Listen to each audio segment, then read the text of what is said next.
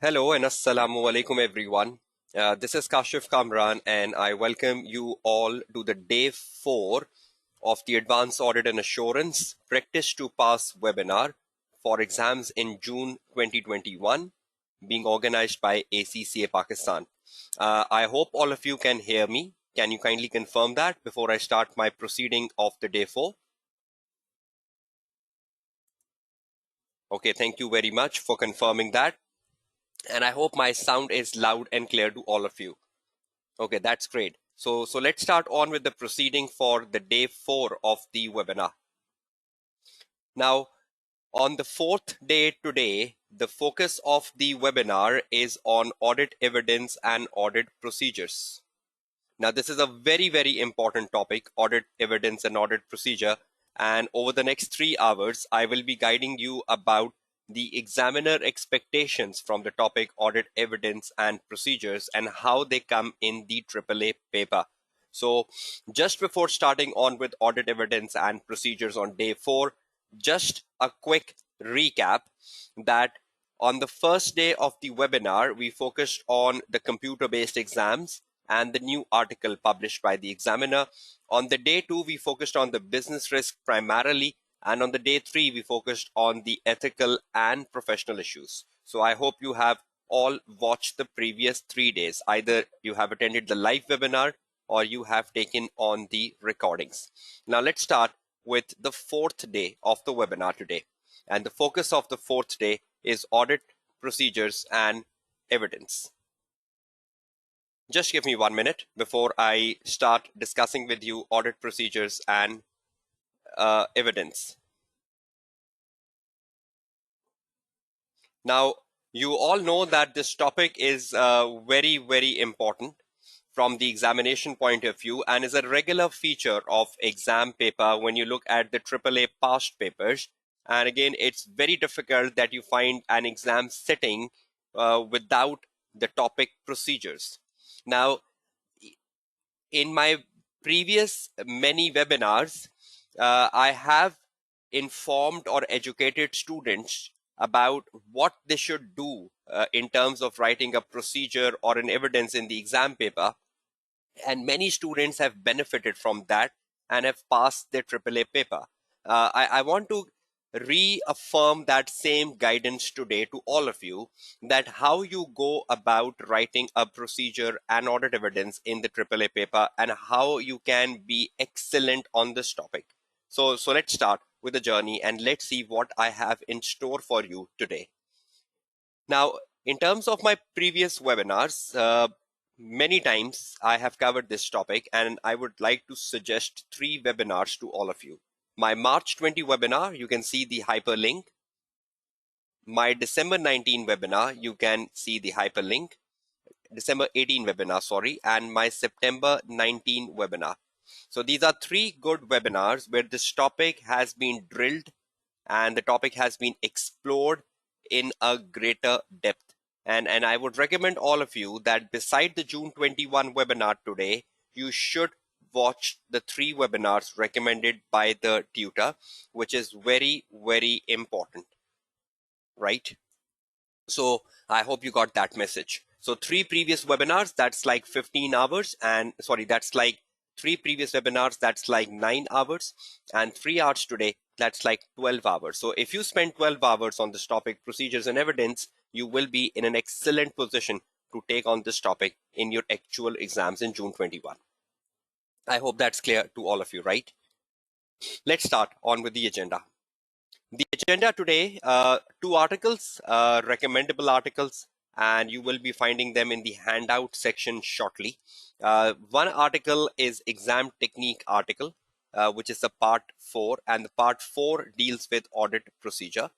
And then there is an article known as examining evidence, which gives you a clear idea or a differentiation between what is an audit procedure and what is an audit evidence. If any student is still confused between what is a procedure and what is an evidence, this article examining evidence will really be a mind opener for all of you, that how and what is the difference between a procedure and an evidence. So you will get these 2 articles in the handout section shortly. So please download them and start reading them over the next 24 hours. I will be looking at the examiner do's and don'ts. That's very important. And beside the examiner do's and don'ts, I will be looking at 3 exam papers today.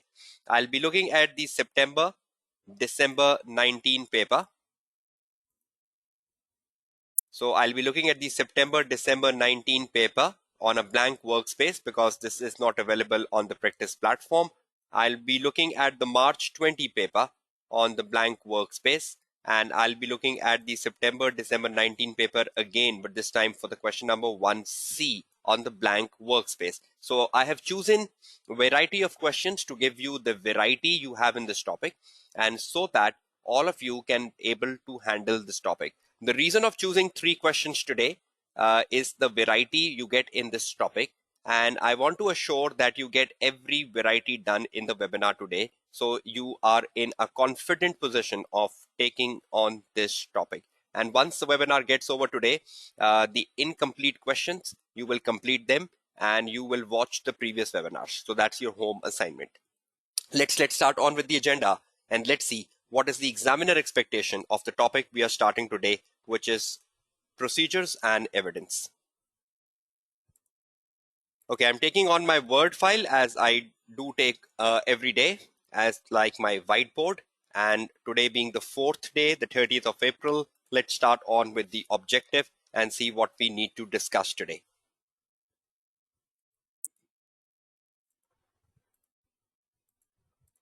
Okay, the objective today is to focus on audit procedures and audit evidence. A very interesting and a very important topic, audit procedures and audit evidence. Now, in terms of this topic, there are 3 things you need to know. First of all, you need to understand there are 3 things. There are 2 things we are discussing today, but I'll split them into 3. Number 1, I need to guide you about a question on audit procedures very carefully in the first part of my webinar today. And how would you go about excelling on this?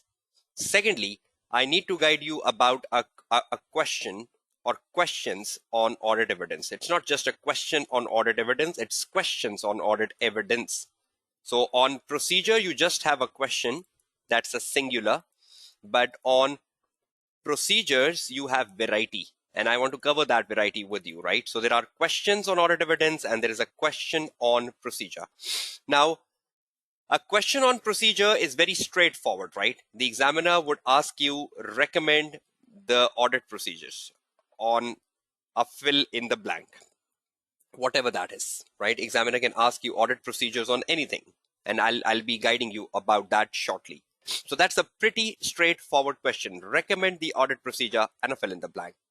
But when you look at a question on evidence, there are 2 types of questions which comes in the past paper. Number 1, either the examiner asks you comment on the matters, comma, and explain the audit evidence you should expect to find during the review of the working papers, question mark. That's one question, right, which comes on audit evidence. And a second question which comes on audit evidence is comment on the sufficiency and appropriateness of the evidence. Sufficiency and appropriateness of the audit evidence obtained by the audit team, question mark. So there are 2 types of questions which comes on audit evidence. Now I will be exploring each one of them today, and that's the reason I have chosen 3 questions today, right? 1 question on procedure and 2 questions on audit evidence, so I can give you a clear idea about how you go about handling the topic. Okay, let's explore one by one each one of them. Okay, let's first start with audit procedures first, and let's look at the examiner expectations for audit procedure. Now, the best way you can prepare for audit procedures from an examination point of view is that you read the exam technique article, read exam technique article part 4, And this exam technique article part 4 is on audit procedures. Now, once you read this article, you will have a fair idea of your examiner expectation, and you will literally know what you should be doing when you're writing an audit procedure, right? Uh, Omar, obviously, I'll be covering a difference between an audit procedure and an evidence once I switch from a procedure question to an evidence question. So let's first formulate what is a procedure, and then when I jump to evidence, automatically you will get the difference.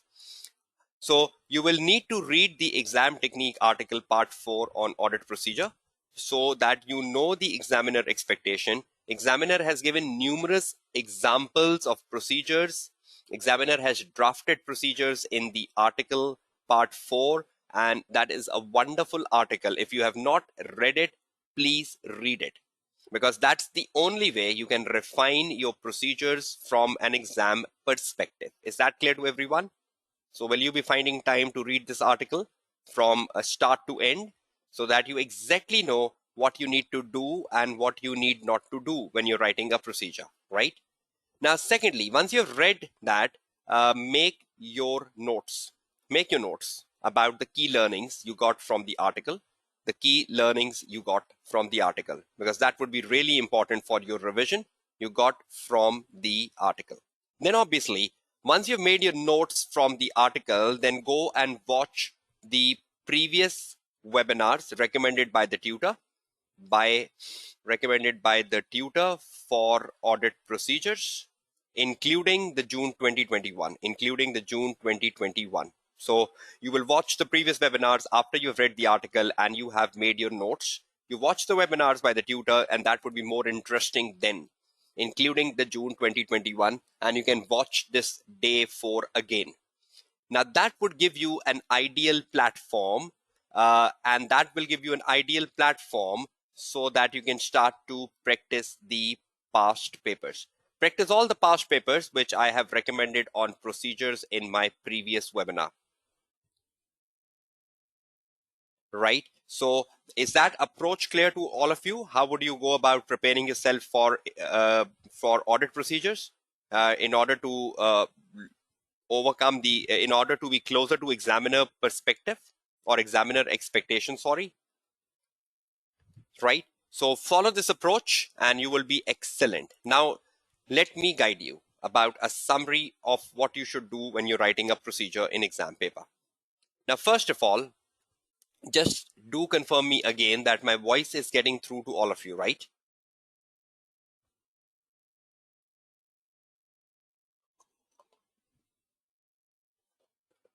Okay, thank you very much for that confirmation. Okay, let's make a summary. Now, in terms of the summary, I always tell students in my previous webinar, and that is what I've taken from the exam technique article of the examiner, that what is a good procedure? What is a good procedure in the AAA paper? First of all, you need to understand that a procedure in a AAA paper is found in the question number 1, right? What is a good procedure in AAA paper, and what the examiner expect from you? Number 1, you need to understand that the question number 1, which is for 50 marks, this particular question includes audit procedure in one of the requirements, includes audit procedures in one of the requirement. It might be the C requirement or might be the D requirement, includes audit procedure in one of the part. And on average, there are like 5 to 10 marks on audit procedures. So the marks vary, right? 5 to 10 on audit procedures. The audit procedures are asked on accounting matters. If you've seen the past papers, the examiner asks you to write audit procedures on share-based payment expense. The examiner asks you to write audit procedures on deferred taxation or deferred tax asset. Examiner asks you to write audit procedures on a joint venture, or examiner asks you to write audit procedures on a government grant, or examiner asks you to write audit procedures on asset held for sale. So the audit procedures in the first question is asked on accounting matters. Is that clear to everyone? So you are not getting procedures like the AA paper, where you used to get procedures on fixed asset or receivable or payable. This is a AAA paper. So you're getting audit procedures on an accounting matter. It can be on any accounting matter you must have studied in your SBR paper or in your financial reporting paper. And that is the reason it's highly recommended that you give the SBR paper prior to the AAA paper, so that you have an excellent accounting knowledge when you sit for the AAA paper. So audit procedures are asked on accounting matters. Now, knowing where this question comes in, what is the nature of question? Recommend the audit procedures. And it is on the accounting matters. Let's see what your examiner expects from you when you're writing a procedure in the exam paper. You need to understand that each procedure you write in exam paper is worth 1 mark, So when the examiner says recommend the procedure, when the examiner says recommend the audit procedure, look at the number of marks. Suppose there are 6 marks. So if there are 6 marks, then you need to write 6 procedures. If there are 5 marks, you need to write 5 procedures. So each procedure is worth 1 mark. Now comes the big question: how to gain 1 mark, and what is a good procedure? What is a good procedure? Question mark. Or how to write a good procedure? Are the 3 questions valid? Is that the 3 questions you will have in your mindset as a student? And or how to write a good procedure? So have I read your mindset effectively, all of you? Okay, let's get down to how to write a good procedure and gain 1 mark. I hope you're all listening to me, because there is no yes and no from your side in the chat box. I hope you're all listening to me. My voice is getting through to all of you, and you're understanding what am I writing on the screen, right? Okay, how to gain 1 mark? A good procedure. First of all, when you're writing a good procedure, you need to understand that a good procedure has to be case specific. You cannot write anything in AAA paper which is out of the case. For example, if the examiner is asking you to write procedures on a government grant, then that government grant will be a paragraph in the case study, right? For example, the examiner asks you to write audit procedures on the government grant for 5 marks, right? Now, what you need to do is, you cannot go to the exam hall with a rote learning of accounting procedures.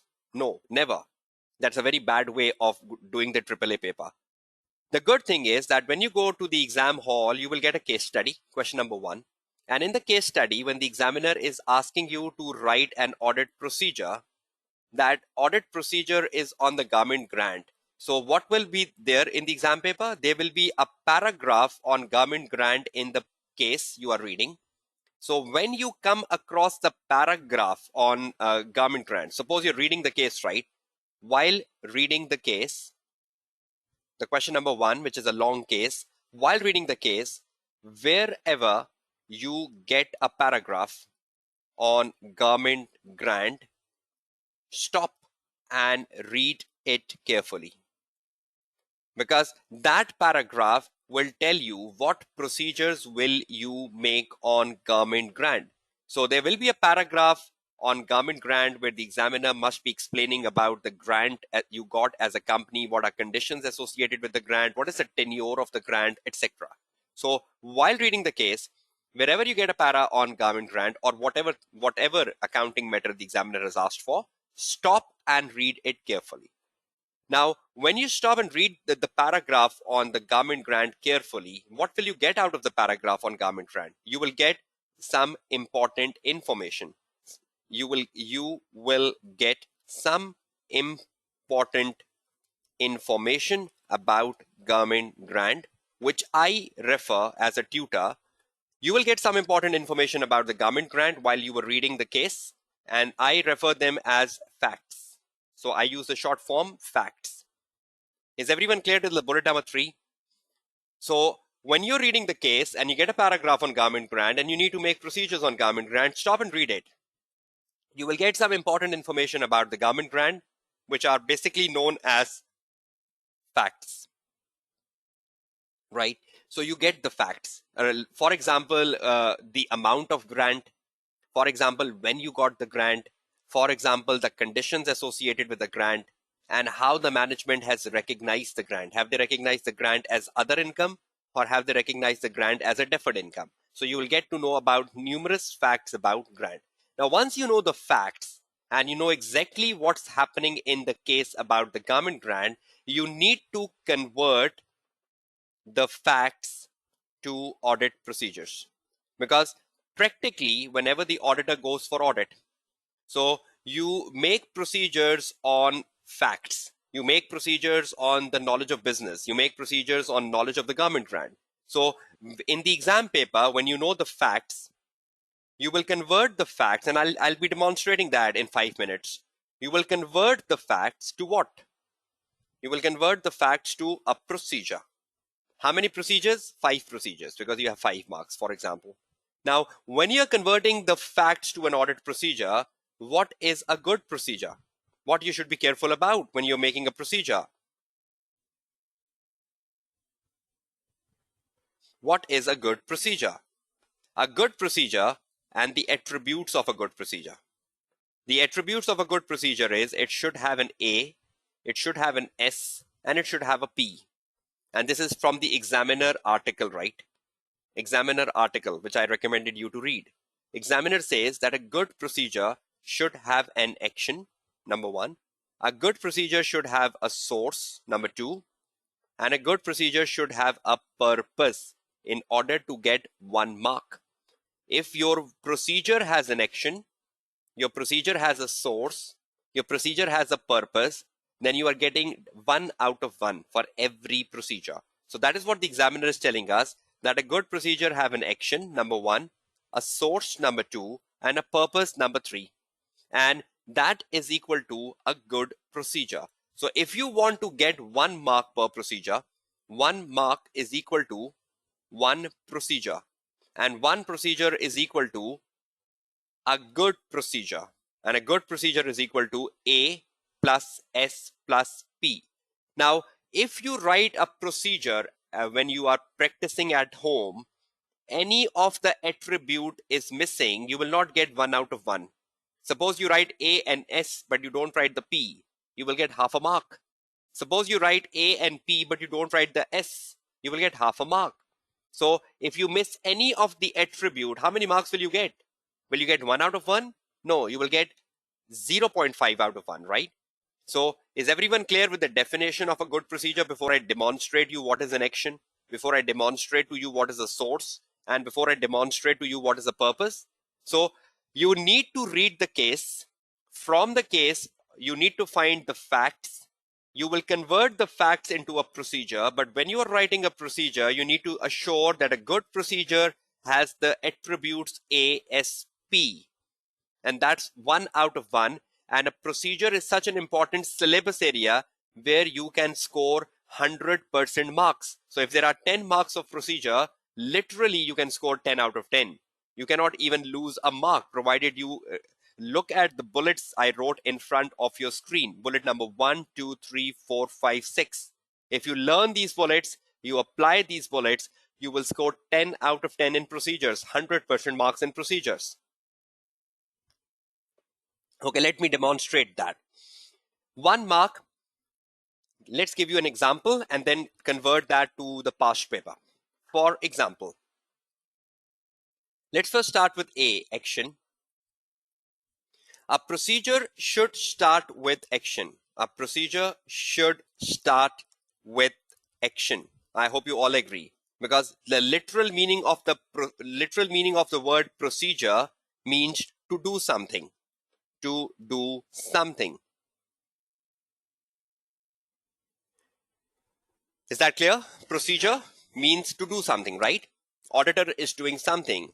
Procedure means auditor is demonstrating something. Am I right? So procedure should start with an action. For example,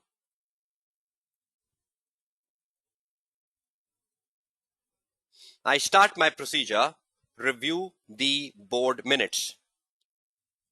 Have I started my procedure with action, review? Is review an action? Review the board minutes, right? Look at the next one. Recalculate the amortization expense. So have I started my procedure with action, recalculate? Discuss with those charged with governance, or discuss with management. Have I started my procedure with discuss? Discuss is an action. So whenever you are writing a procedure, you need to start procedure with an action. Or I write my procedure, analyze the receivable days. Analyze the receivable days. So analyze is an action. So are you all getting the sense? So you need to start it with a action. So action means you're doing something. Now, after you start a procedure with action, a procedure should have a source. A procedure must have a source. The source means the subject matter. The source means the subject matter. Now look at the example I gave you above. Let me do the action in yellow, and let me do the source in just 1 minute. Let me do the source in another color. Let me do the source in blue. Okay, for example, review the board minutes, right? So if I just copy my list from up here and I copy them down, okay, just give me some space so I can take this to my next page. For examples can be taken to the next page. Okay, for example. Okay, source. The source means a procedure must have a source. Source means a procedure must have a subject matter.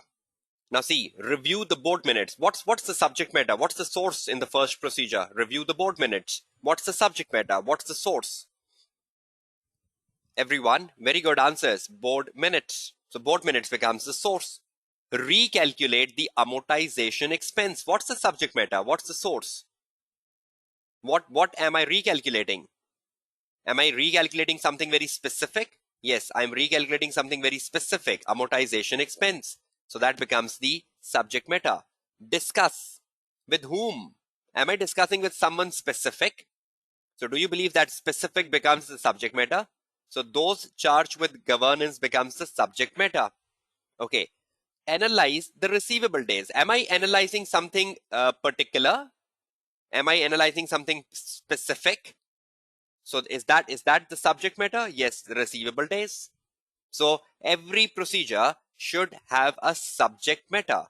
What are you reviewing? What are you recalculating? With whom are you discussing? What are you analyzing? So if you ask questions like such to yourself, I hope you get the track. For example, what are you reviewing? If you ask a question, you will make a good procedure. What are you recalculating? What are you recalculating? If you ask questions like such back at home, the chances is you will not make mistakes. What are you recalculating? Number next. Just 1 minute, sorry. With whom are you discussing? With whom you are discussing? And you will get to the subject matter. Or what are you analyzing? You will get to the subject matter. So if you ask questions like such to you yourself, will you get subject matter done in the exam paper? Is that clear to all of you? Are you 100% clear? Okay, the last thing. So the last thing is purpose. A good procedure should have a purpose. A purpose means the objective of performing the procedures. right? The purpose of performing the procedures. Let's put them in a green color. The purpose of performing the procedure. So what is the objective of performing the procedure? Now, if I just copy my list from up again, now see, if I put my list here, how many marks am I getting? Review the board minutes. I have an A, I have an S. Recalculate the amortization expense. I have an A, I have an S. Discuss with those charged with governance. I have an A, I have an S. Analyze the receivable day. I have an A, I have an S. Am I getting 1 mark or am I getting half a mark? I'm getting half a mark, right? So should I write the purpose?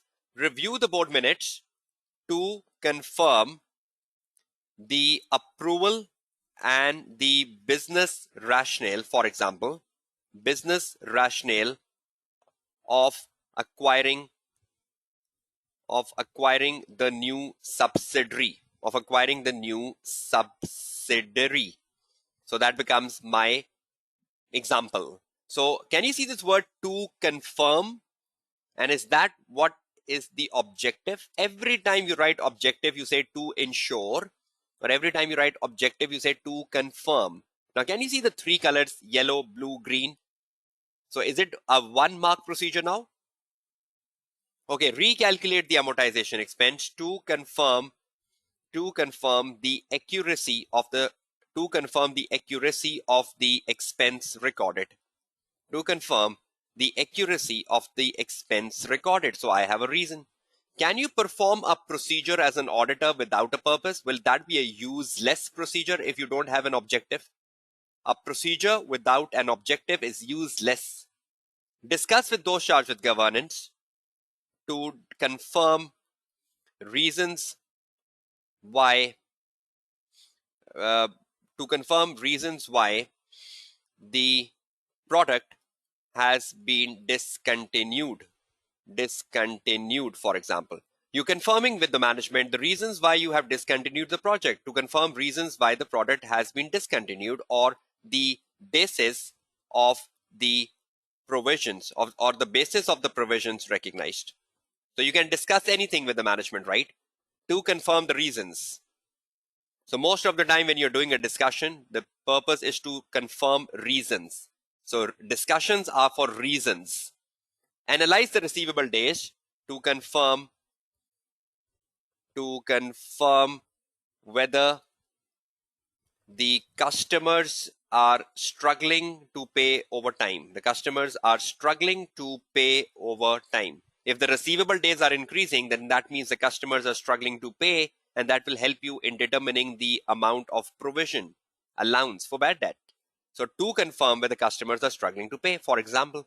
These are layman procedures, right? Don't do an argument on these procedures.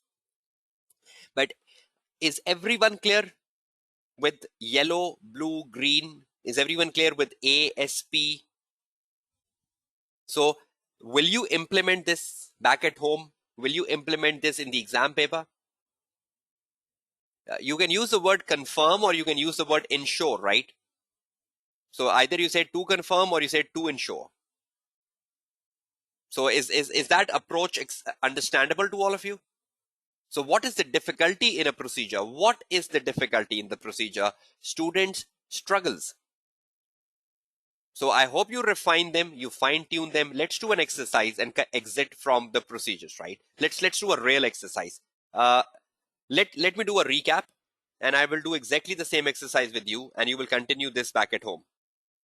Look at the exercise number 1. See, let me do a recap. What is a good procedure? In the question number 1, you get a procedure question, mostly for 5 to 10 marks. The procedures are on accounting matters. Each procedure is worth 1 mark. Recommend the audit procedure. How to gain 1 mark? A good procedure should be case specific. For example, the examiner asks you to write procedures on a government grant. While reading the case, wherever you get a paragraph on the government grant, stop and read it carefully. You will get some important information about the grant. Convert the important information to audit procedures. A good procedure have ASP, and that's how you make a formula. 1 mark is equal to 1 procedure is equal to a good procedure is equal to ASP. And then I give you an example. Action, example, source, example.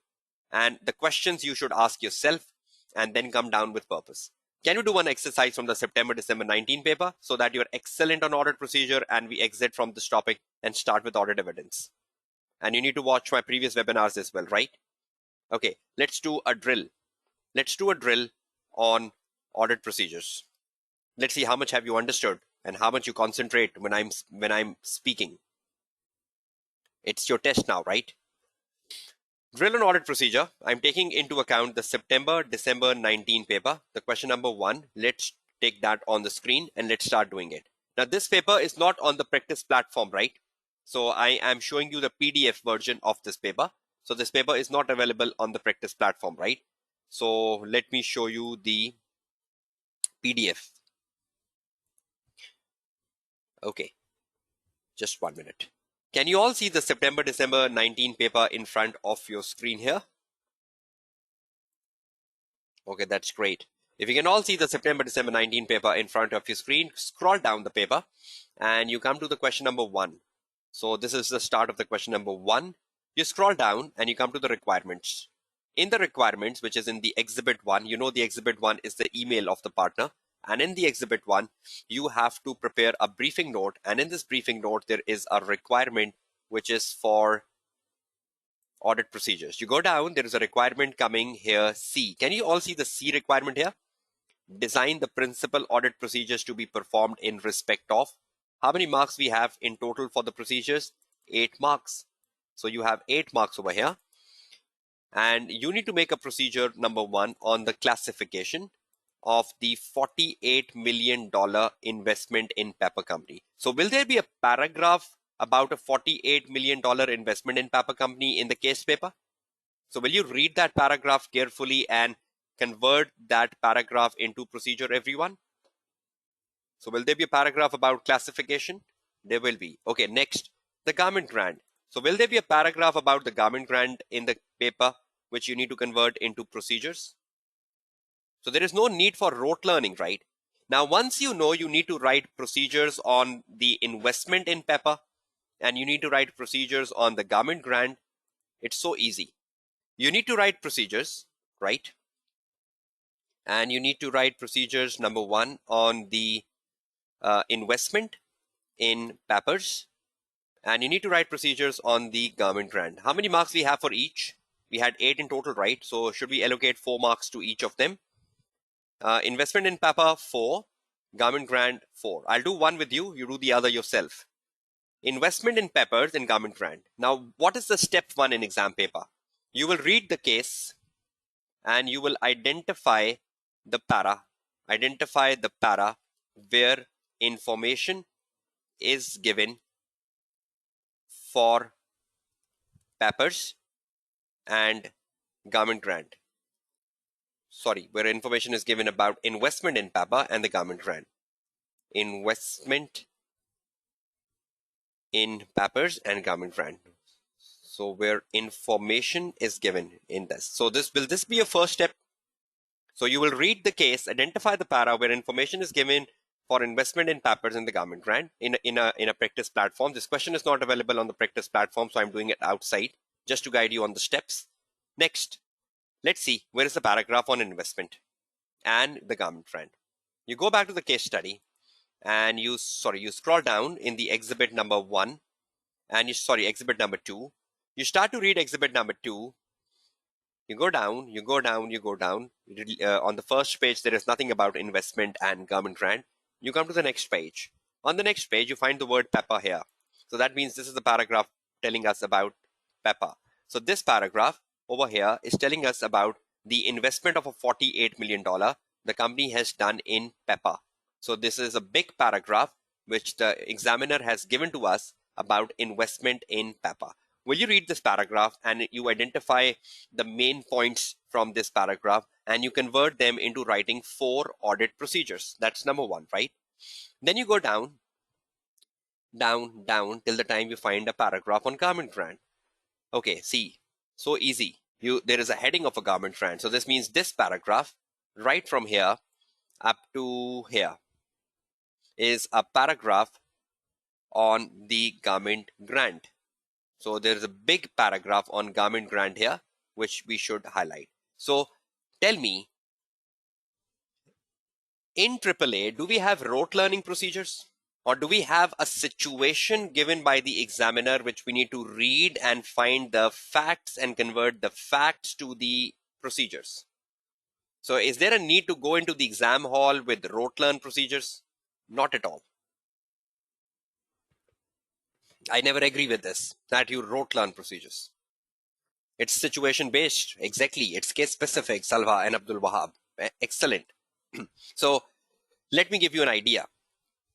You start with you start with government grant, right? Let me unhighlight this for a minute. Okay, you have the information here. You just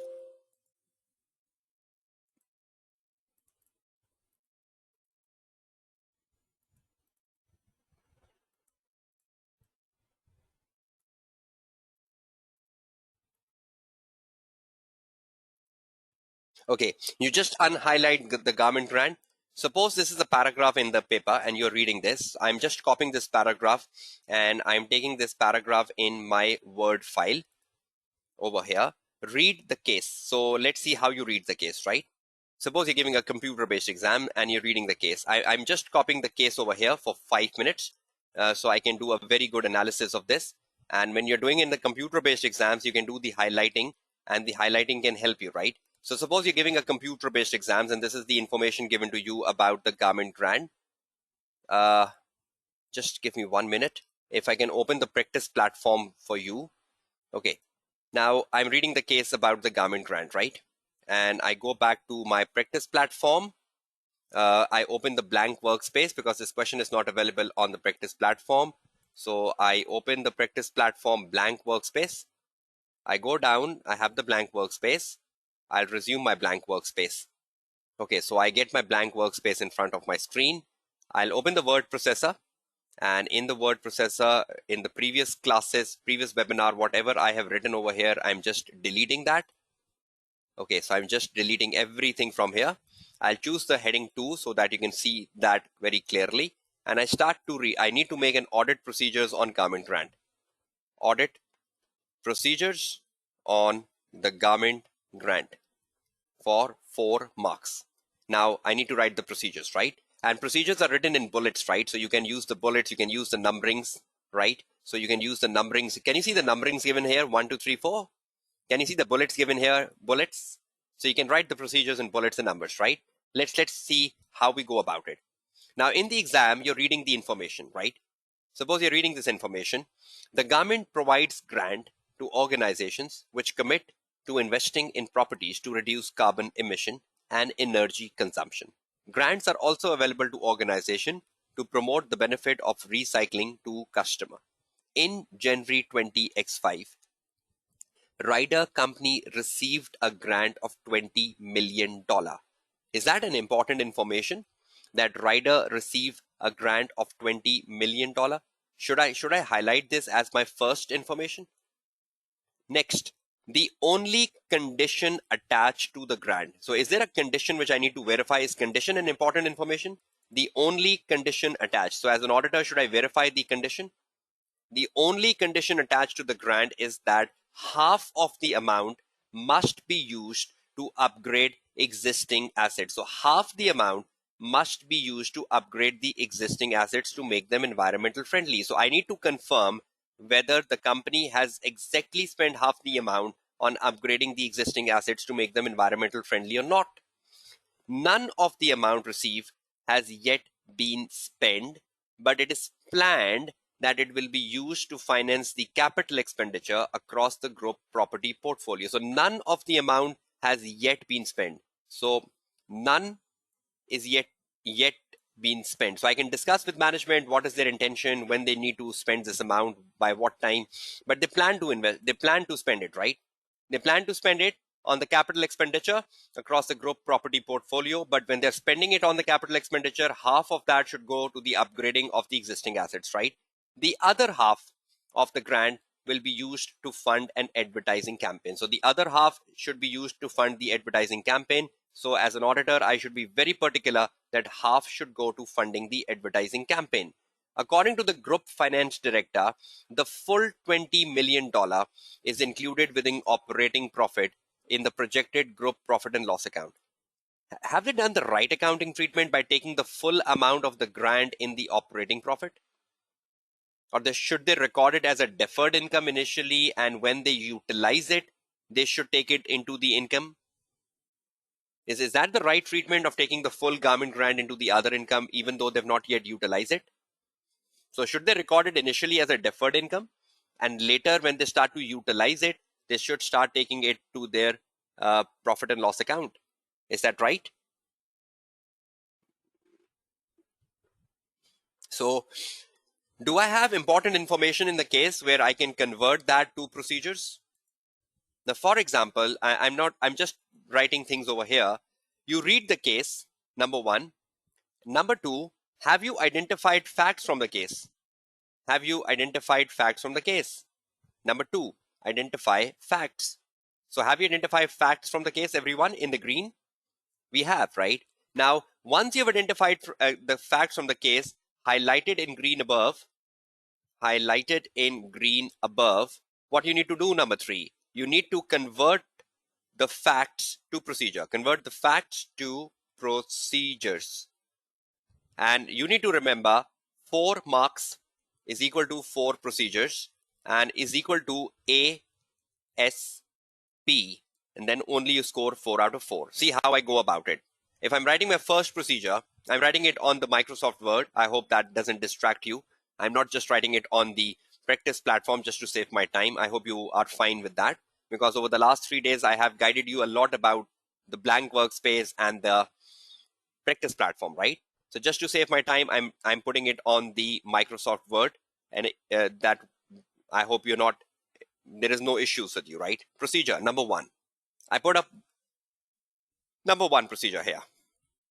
In January, the company received a grant. So I should review the grant agreement. I should review the grant agreement to confirm, number one, the amount of grant received and the date received, and further to confirm the conditions associated with the grant. Now, a lot of time the student makes 2 procedures in exam paper. Review the grant agreement to confirm the amount of grant and the date of grant. And the second procedure, review the grant agreement to confirm the conditions associated with grant. No, you can save your time. You make 1 procedure with 2 reasons. You will get 2 marks in exam paper. This is a time-saving technique rather than writing review the grant agreement 2 times. So review the grant agreement. Is review a action, yellow? Is grant agreement a source, blue? And is confirm a reason, green? To confirm the amount and to confirm the condition. So is that the reason am I reviewing the grant agreement? For the amount, for the date, for the conditions? So rather than you write 3 procedures, review the grant agreement for the amount, 1, review the grant agreement for the date, 2, review the grant agreement for the conditions, 3. No, write it professionally as I wrote in front of you. So how many marks will I get for this procedure? I will straight away get 2 marks. Number 2, half the amount is to be spent on upgrading the assets and half is to be spent on advertising campaign. But have they spent any amount yet? Have they confirmed? Have they spent any amount yet? But do they plan to spend it? Do I exactly know when they plan to spend it? Next 6 months? Should I discuss with management the plan by when they plan to upgrade the assets and by when they plan to do the advertising campaign? Okay, you can also do this. One student is asking a question, Faisal, so I'm just putting it on the screen. He's asking, can we do the bank statement? Yes, you can do the bank statement, right? Okay, is my sound getting through to everyone? Okay, that's good. Review the bank statement to confirm the receipt of the grant. To confirm the receipt. So from the agreement, you confirm the amount, and from the bank statement, you confirm the receipt of the grant of $20 million. So has $20 million come to your bank account? Yes. So is review a procedure? Definitely. Is bank statement a source? Yes, it is. And is the reason valid? Definitely. We are to confirm the receipt, not the amount, the receipt. So amount is one, receipt is second. So good procedure, right? It will give me another 1 mark and I get to 3. Next, should I discuss with management? Should I discuss with rider company management specific? Please refrain from writing the word management in the exam paper. Write the name of the company before it. Discuss with management is a very journal word. Discuss with riders management. Riders management. Is that important? Discuss with riders management their plan and timeline. Their plan and timeline to confirm by when the grant amount will be utilized on upgrading assets and funding the advertising campaign and funding the advertising campaign So I should discuss. Discuss is a procedure, action. Riders management. Riders management is the source to confirm by when the amount will be spent and on upgrading the assets and on funding the campaign, right? So that's the reason. Yes, I have already, Ahmed Kamal. I have discussed with rider management the plan and timeline to confirm by when the grant amount will be utilized. So will they plan to utilize it in the next 6 months, so on and so forth. So 1 mark. So have I got my 4 marks so far, everyone? Have I got my 4 marks? But this is a webinar, right? So should I teach you more rather than stopping at 4? You go further. Have they recognized the full amount of the grant, which is the wrong accounting treatment? So should I discuss with them why have they recognized the full amount when indeed nothing has been utilized yet? So should I do another discussion? Discuss with riders finance director. I think that would be more appropriate to discuss with. So I put a specific person here, right? Discuss with rider finance director the reason why the full amount has been recognized as income to confirm or understand the finance director rationale. Should I understand the finance director rationale why he has utilized the full amount into other income, which is the wrong accounting treatment? But he must be having some rationale, right?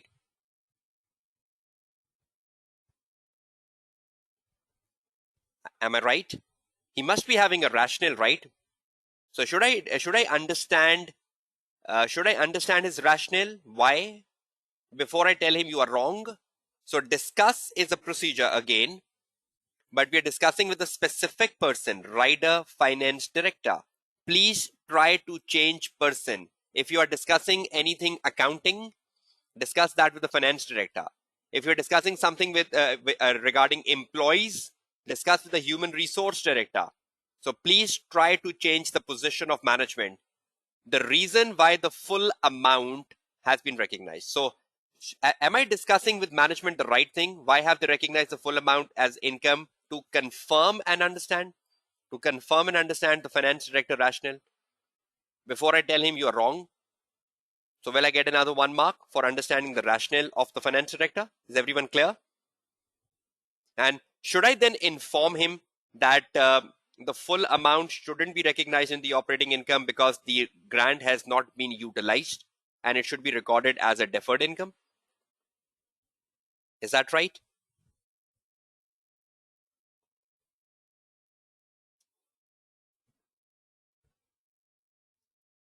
So are you getting the track? Everyone, please confirm me.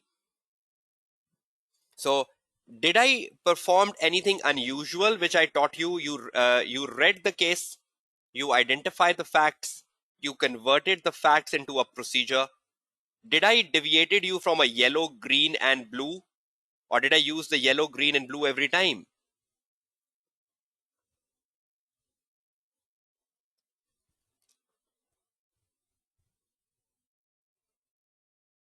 Right? So I went to 5.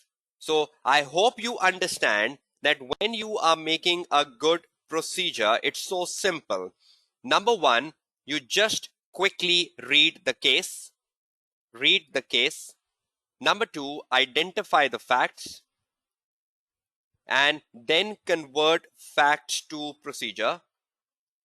And when you're converting a fact to a procedure, remember A plus S plus P. Is that easy? No, colors are just for the classroom, right? Just to give you a track. Okay, there is a A, there is an S, there is a P. Obviously, you're not doing colorings in exam paper. Obviously, that's just a classroom, right? I hope who asked this question, Rosemary. Okay, is that clear? So is the colors guiding you ASP? And will you do that at home, ASP? So is it difficult? And now tell me, what is the difficulty with the procedure? You need to watch my previous webinars. In every webinar, I do ASP, ASP. You watch my 3 previous webinars I recommended you, and you will be so excellent on this topic. So will you convert the investment yourself, investment in paper? Will you take the paragraph of investment in paper at home? Will you read this para investment in paper? Will you identify facts? And will you convert the facts into procedure, everyone? That's wonderful. That's wonderful. You can even share the screenshots on the WhatsApp group. So if I get time, I can just pick up your screenshot and say, good, wonderful. So I randomly choose your screenshots and reply to you. So is that clear? This is your homework, right? On investment in paper.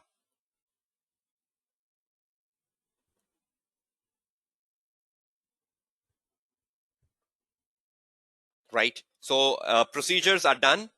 I hope you got an interesting insight into procedures in the last 1 hour since we started the webinar.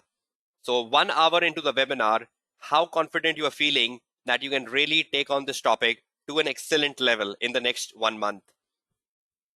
Can you take this to an excellent level in the next 1 month? So how was the first 1 hour today? Did you gain something in the first 1 hour? You did. That's good. Thank you. Thank you very much, right? So let's start on the next journey before I give you the break. In the next part, before I give you the break, number 1, we need to start working on the next topic, which is audit evidence. And there was a question from a student, what's the difference between a procedure and an evidence? So let's start on the topic audit evidence now.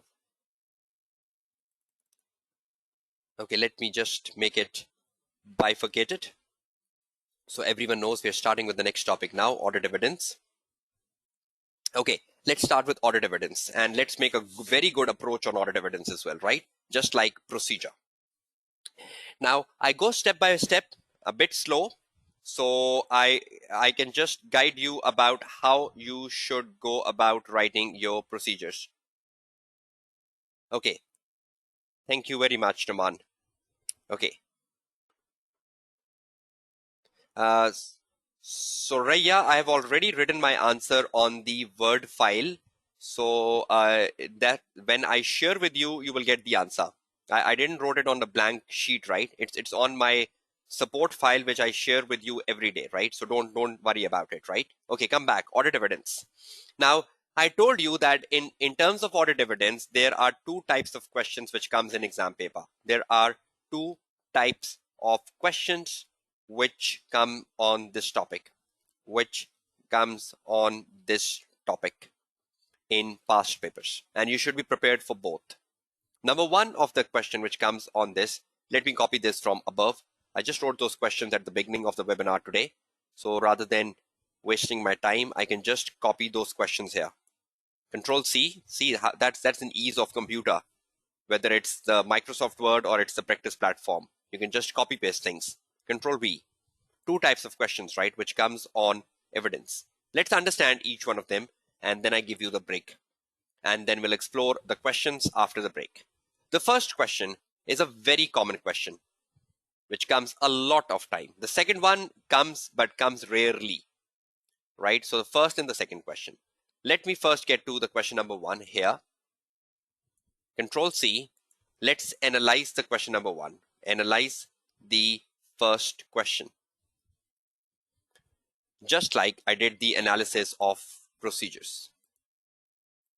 Okay, now when you look at the first question, which is very common in the past paper, and you copy it down and you start with the analysis. See, this question is asking so many things from you. The question is asking you to comment, number one, but comment on the matters. That's number one, matters.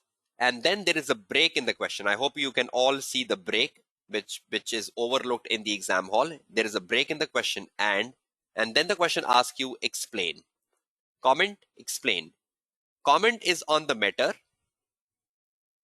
and explain is the audit evidence, not the procedures, right? Explain is the audit procedures. Explain is the audit procedure. Audit evidence, sorry. Explain the audit evidence. You should expect to find during the review of the working paper file. Who is the you here? Who is the you? You is the manager, right, in the AAA paper. So first of all, understand the you. You is the manager in the case study, which you are. Now you need to step into the shoes of the manager for next 1 hour. You is the manager in the case study, right? And the examiner is saying you should comment on the matters and you should explain the evidence that would be in the file while you are reviewing the working papers. What is the manager doing? The manager is doing the review of the working paper file, right? Review the working paper file. Do the management review the working paper file? Yes. So to get an assurance that work has been performed brilliantly, there is no problem, no error in the work, and just to get the reasonable assurance on the work. Now, the manager reviews the working paper, and while the manager is reviewing the working paper, the examiner is asking you that being a manager, you have to do two things. First, you need to comment on the matter, and secondly, you need to explain the audit evidence while you are reviewing the working paper file. Now, what exactly your examiner expects from you when the examiner asks you comment on the matters? It's so simple, because the matter given in the exam paper, when you are attempting a question on evidence, right? The matter given in the question on evidence is what matter? It's an accounting matter. So whenever an accounting matter comes in AAA paper, it's so simple. What to comment on the accounting matter? Every time you're commenting on an accounting matter, even when you attempt an audit risk question, when you attempt a risk of material misstatement question, and you're looking at an accounting treatment, what comment you do? The same comment you're doing here. Comment on the matter. The first comment you're doing is you're commenting on the materiality of the accounting matter. Materiality. So you comment on the materiality. The second comment you do on the accounting matter is itself the accounting treatment. You comment on the accounting treatment. And the third comment you do is the risk of material misstatement if the accounting treatment is wrong. If the accounting treatment is wrong, then you will say what is the risk of material misstatement. That means you comment on the understatement and the overstatement. That's exactly what you do in audit risk. That's exactly what you do in a risk of material misstatement. Am I right? So how many comments are you doing? 3. Why are you doing comment on the materiality, accounting treatment, and risk of material misstatement? Because the matter here is which? The matter here is accounting matter. The matter could be IFRS 2, the matter could be IFRS 5, the matter could be IFRS 3, the matter could be IAS 20, the matter could be IAS 21, the matter could be IAS 36, 38, 40, 41, anything. So when you are a manager and you're looking at an accounting matter, so first of all, you will comment on the materiality, you will comment on the accounting treatment, and you will comment on the risk of material misstatement, that what is under and overstated, only when the treatment is wrong. A lot of time in the past paper, in the question on audit evidence, the accounting treatment was right even. So then you need to support the accounting treatment. Then automatically the risk of material misstatement will go off and I'll show you that. When you comment on the materiality, the new marking scheme is 1 mark you will get for the comment on the materiality. Then you will comment on the accounting treatment. You will get 1 mark for the comment on the accounting treatment. And then you comment on the risk of material misstatement and you get 1 mark for the comment on the under and over statement. So there is like 3 good marks when you're commenting on the meta. So the marking scheme has revised. I think in my previous webinar, I used to tell you 1.5 marks. But when I am looking at the 2021 exams, this is an area where the marking scheme have been skimmed down. I think even in my last December 20 webinar, I guided about the marking scheme of 1. So is everyone clear with the breakdown of comment on the meta? And the reason why are we commenting on materiality, accounting treatment, and risk of material misstatement? Is everyone clear?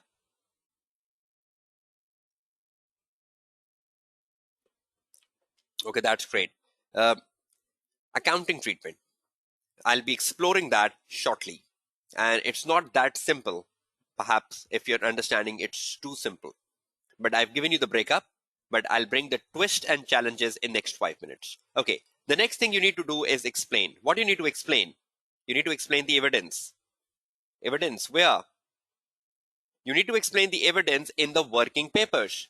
What evidence will you expect to find in the working paper? Tell me, what evidence you will find in the working paper file? While you're reviewing the working paper file, what evidence will you find in the working paper file? Now, imagine you have a working paper file in front of you and you are conducting a review. Imagine you have a working paper file in front of you and you are reviewing the working paper file, right? Imagine the typical box file, right? Even though we are in a technological era, but we still imagine the box file, right? Full of papers, right? And you are reviewing the working paper file. So imagine you have a working paper file in front of you. I hope you're all imagining that. And you are reviewing the file. So what will you find in the file? What will you find in the file? There are good answers coming from students. Some students are saying papers, documents. Some students are saying supporting documents. Wonderful, good answers. So what will you find in the files? In the file you will find the working papers of the auditor. Am I right? Working papers of the audit team. So as a manager, when you look at the working paper file, what are you finding in the working paper file? You're finding the working papers of the audit team. Now there can be so many types of working papers which are put in the file. There can be so many types of working paper. So many types of working paper put in file by the team. Now, for example, let me give you an example here. Suppose we bring the same question we were doing above here, this one, the government grant, right? Suppose this question is not on procedures. Suppose this question is not on procedure, right? Let's convert this question to comment on the matters and explain the evidence. Suppose you get a question in the exam paper on government grant here, and this question now is having a different requirement. Suppose this question is asking you comment on the matters and explain the evidence, right? It will just take 5 minutes and we'll go off this requirement. Okay, if you get this question in the exam and the requirement of this question, suppose, is comment on the matters and explain the evidence, right? Are you all comfortable that I'm just taking the question on a procedure and converting that to a question on audit evidence, right? Okay, you get this question, government grant, and you know my lecture and you go to the exam hall. The very first thing you will do in the exam paper is you will comment on the matters and then you will tell examiner explain the audit evidence. Suppose you have like something like 7 marks. You have 7 marks for this question, right? Comment on the matters and explain the evidence. Now you are sitting in the exam hall and you remember my lecture, day 4 of the webinar. You say, the sir told us that the first comment I need to do is on the materiality. So I'll start first with, I'll say the amount of grant, that is $20 million, is a fill in the blank percentage of the total assets. Obviously, the total assets must be given in the question number 1. I'm just ignoring it, but I'm just guiding you on a skeleton answer. The amount of grant, that is $20 million, is fill in the blank percentage of the total assets, which is material to the financial statements. Full stop. You get your first 1 mark. After the full stop, you get to the next. The government grant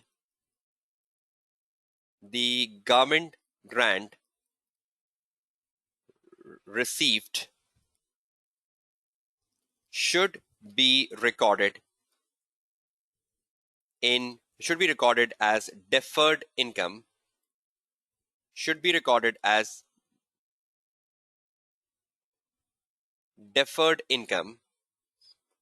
until it is utilized by the management or by the rider management, right? Okay, the grant should be recorded as a deferred income until it is utilized by the management when it can be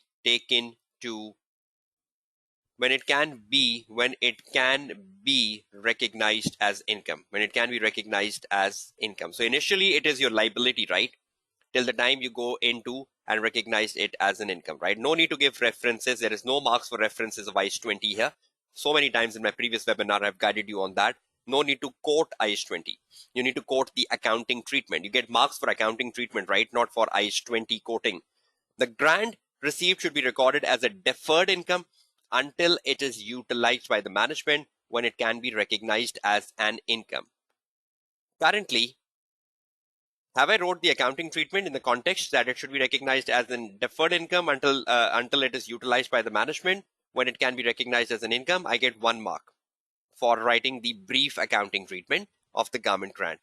And then I put a full stop and I say, because the grant is recognized in full as other income,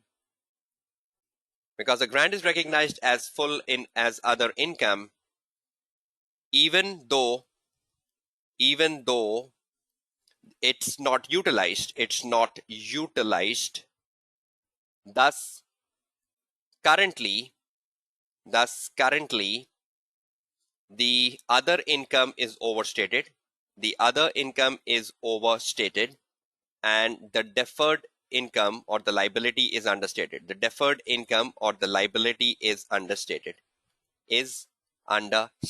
I right? I get my last 1 mark, 3 marks in this paragraph. But see how much I wrote. You cannot just drag the treatment unnecessarily unless and until it's required. The grant is a very short accounting treatment, right? But I'll just be showing you another accounting treatment over which you have to write lines and lines and lines. But grant is such a short accounting treatment, you can save your time. So can you all see the 3 marks? Comment on the matter is clear to everyone? Is comment on meta clear to everyone how I went about it? Is that the same way you write a risk? Is that the same way you write an audit risk answer? Is that the same way you write a risk of material misstatement answer? You do, right? Great. So now once you have comment, how many marks have you got out of 7? No, we don't consider the impact on audit opinion, right, Kamil? This is a question on audit evidence. So you just keep yourself down to risk. This is not a question on audit report, right, where you think about the impact on opinion, right? So don't do that. Never do that. So how many marks are we left with? 7 minus 3, 4. So how many evidence? Now, when I am reviewing the working paper file, what evidence will I find? What evidence will you find? Will you find in the working paper file of government grant? Now, because we have done the answer above, what evidence will you find in the working paper file of government grant? You have the answer above. So I think if I am a manager or you are a manager, the very first thing I will find in the file is the copy of the grant agreement. So will there be a copy of the grant agreement in the file? Why am I writing the word copy? because it's a management document. So in my working paper file, will there be a copy of the grant agreement? There will be, right? So copy of the grant agreement to confirm. Why will there be a copy of the grant agreement in my file?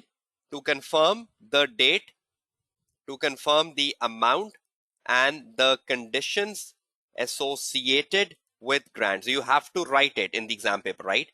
So you start with the word copy and you then write the word confirm, right? So when you're writing an evidence, you need to write confirming again.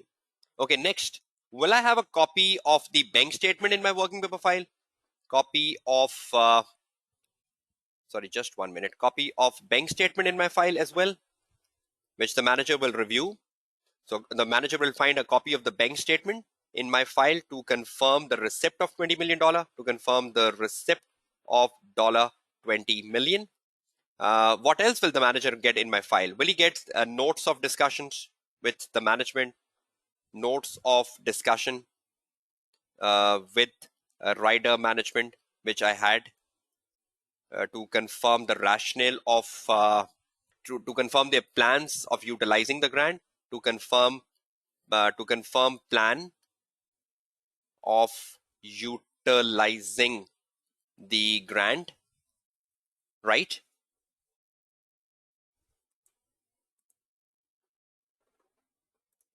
Okay, will I have another notes of discussion again? Notes of discussion again in the file for another discussion I had with the finance director. Notes of discussion with finance director to confirm the rationale of recording $20 million as an income, to confirm the rationale of recording the full amount as other income. So a procedure start with an action, right? But when you're writing an evidence in the file you have working papers, right? So either you have a copy of something or you have a notes of something. The copy and notes is defining the working papers, right?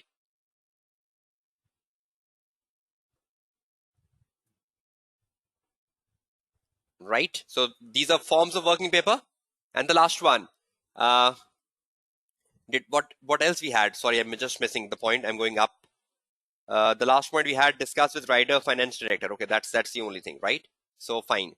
So if you are a manager, how many working papers have you found in the file?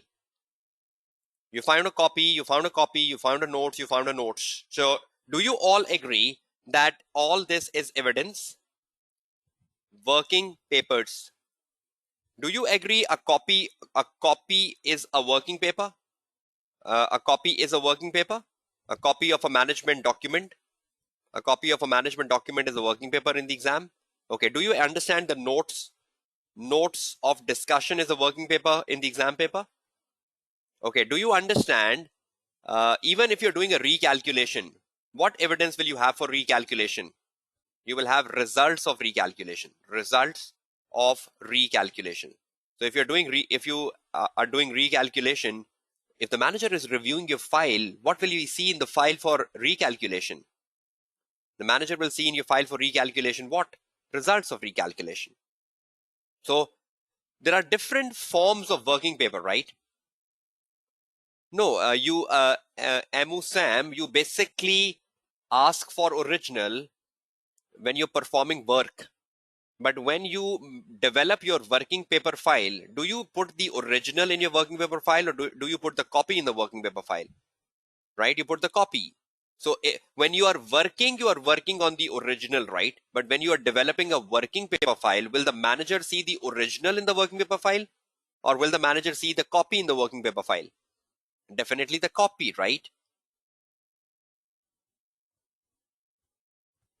Receipt of the grant payment Bahawal is the copy of the bank statement, right?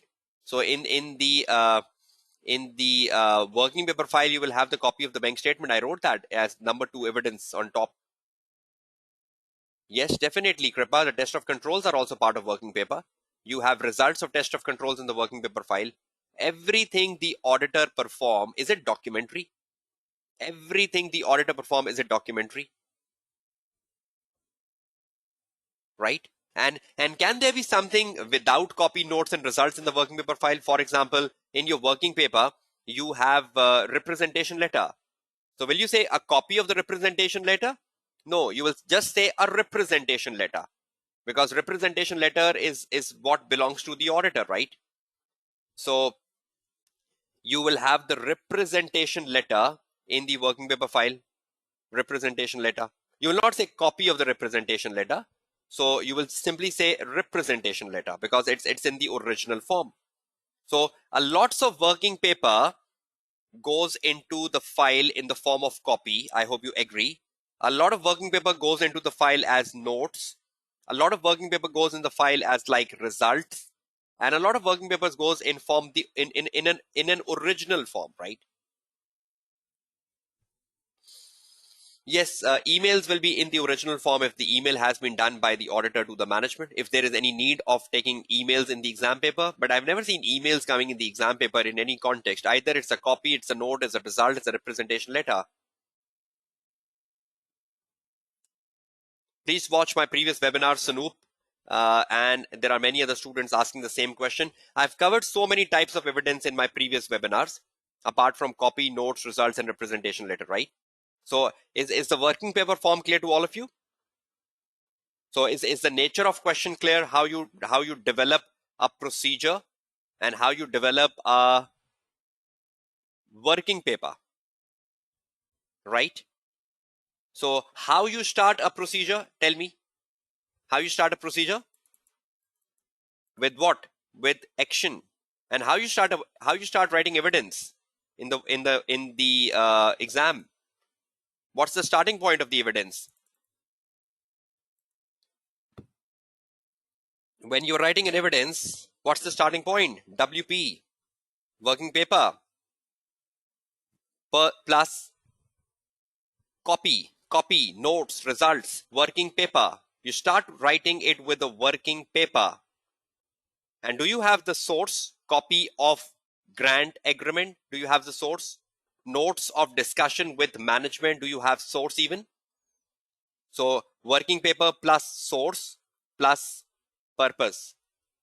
So only the way you start it is different. So you start the evidence with a working paper. And please remember the different forms of working paper I wrote above. But when you are writing a procedure starts with,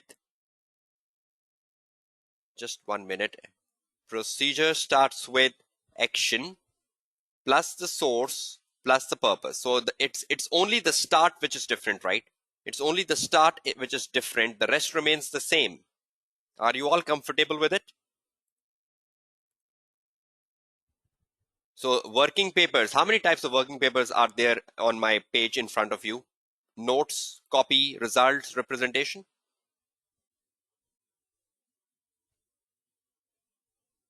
No, working paper is a source. Look at this. Who asked this question? Maria, look at this. Copy is a working paper, right? But copy of what?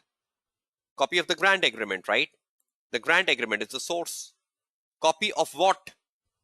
Copy of what? That what, Maria, is the source. Copy of bank statement. What is the bank statement? The source of which you had a copy. Notes of discussion with rider management. With whom you had a discussion? You had discussion with rider management. So rider management is the source. So I hope you all agree that the yellow, again, the yellow is the working papers. Let me do the coloring again. The yellow is the working paper. The grant agreement again is the source. The grant agreement is the source. The bank statement is the source. The same colors I can use over here. The discussion with rider management is the source. Sorry, rider management is the source. And finance director is the source. And again, every time I wrote it, I wrote confirm. Confirm is to be in green. Confirm is green. Confirm is green. I hope, Maria, you are clear now. Confirm is in green and confirm is in green, right? So again, it's the same way. So you have the copy, you have the working paper in yellow, you have the source in blue, and you have the purpose in green. And the same way goes with procedure. In procedure, you have the action in yellow, you have the source in blue, and you have the purpose in green.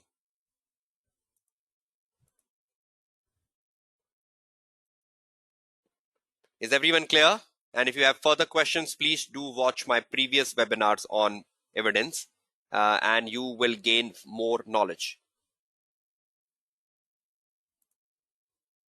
So I've given you the hyperlinks right in my presentation. Which day is an illogical question. See my PowerPoint presentation. I've given you the hyperlinks. You just need to click on them and you reach there, Salva. So can you see the hyperlinks of my previous webinars? Just click on them and reach the destination, or copy them in the browser and reach. Okay, so how has been the day so far? We are wrapping up another topic, evidence, but not the full evidence. After the break, we have another exercise on evidence, because that's not the end of evidence. There's much more to learn on evidence. But have you gained concept of comment on the matters, marking scheme? Have you gained how you go down with evidence? And please watch the previous webinars here. 3 hours plus 3 hours plus 3 hours, 9, plus the webinar you're watching today, total 12 hours. Will that refine your comment on matters? Will that refine your working papers? Will that refine the action, source, and purpose? So I hope you enjoyed the session so far. It's time for a break now. And right, we'll resume at 10:15. Right, 10:15 Pakistan Standard Time. It's almost psychologically 10 o'clock now in Pakistan. So in 15 minutes, 10:15, I'll be meeting you back. Until the end of the class, we'll do the exercise on evidence, which is another question which comes on evidence. I will be guiding you about the marking scheme of that, and I will be giving you some drillings of the past paper as well, so that you are excellently prepared for this topic in the exam paper. So have a break, relax yourself, come back to the webinar again. Don't miss the last 1 hour, because that is another question on evidence, which is very different from the one we just did. So 10:15 p.m. please back to the classroom. I hope you heard it loud and clear, everyone. Okay, when is the break ending? Can you all confirm me? So I just can be assured that you heard it. 10:15 p.m. break will be over and we will resume. And I'm putting this to all of you in the chat box, right? So off to a break, have a cup of tea, cup of coffee, come back fresh, and we'll spend another 60 or 75 minutes on another episode of evidence. Okay, please do drop your feedback if you failed to drop so on the session so far and the overall learnings from the webinar so far. And I'll see you right after the break of 15 minutes. I'm muting myself, right? Thank you.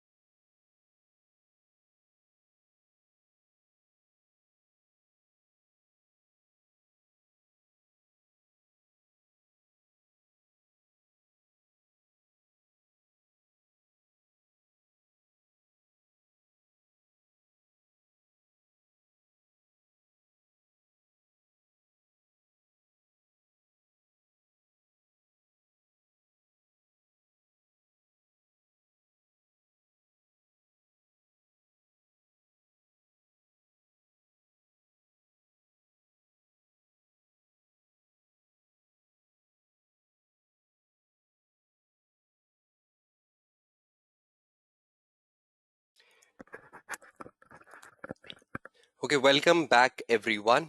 I hope all of you can hear me.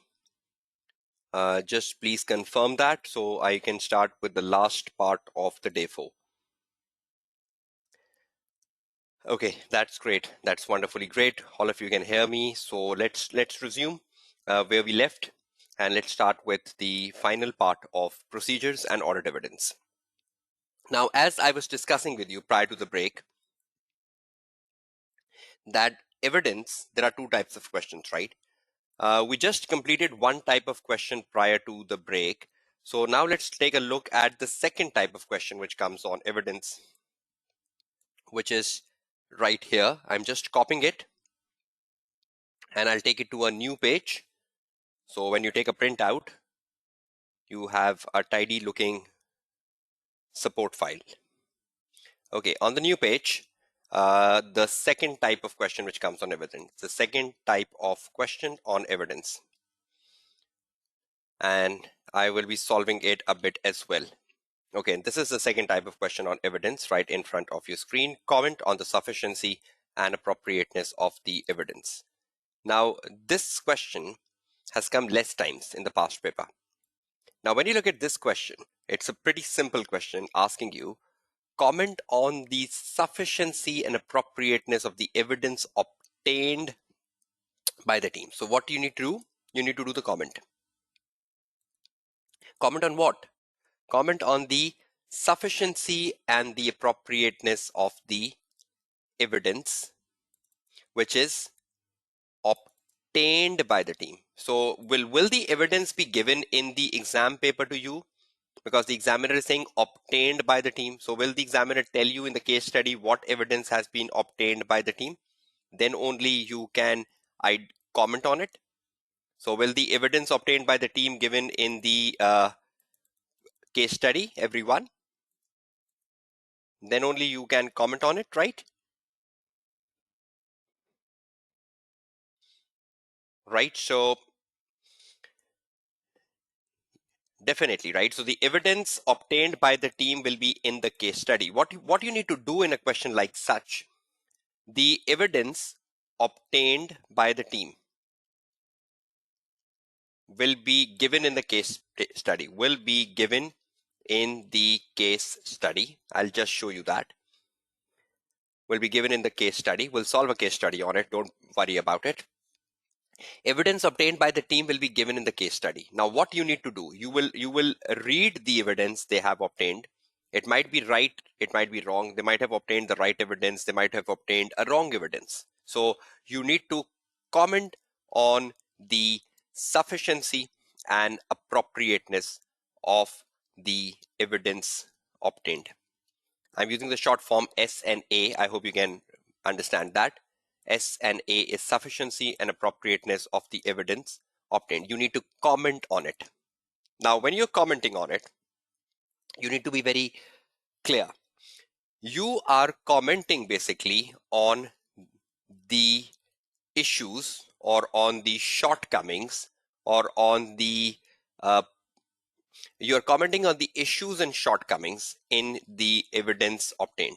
So if you think evidence was not rightly obtained, or the evidence was inappropriate, or the evidence was insufficient, so you will comment on it, right? So you will comment on the issues, you will comment on the shortcomings in the evidence obtained. So you will read the case study, and wherever you think the evidence obtained by the team is insufficient or inappropriate, you will just keep commenting on it, and you will tell examiner why the evidence obtained by the team is insufficient, or why the evidence obtained by the team is inappropriate. So why the evidence obtained is insufficient and why the evidence obtained is inappropriate. And for every comment, how many marks will you get for every comment? 1 mark per comment. So why the evidence gathered by the team is insufficient or why the evidence gathered by the team is inappropriate. Every time you focus on the why, you explain examiner the why, because when you're commenting, your comment cannot be without why. You cannot just highlight the problem, but you need to tell why it is a problem, right? So if there is an issue in the evidence, you need to explain why. If there is a shortcoming in the evidence, you need to explain why. So why the evidence obtained is insufficient and why the evidence obtained is inappropriate. Every time you write this, you get 1 mark per comment. 1 mark per comment.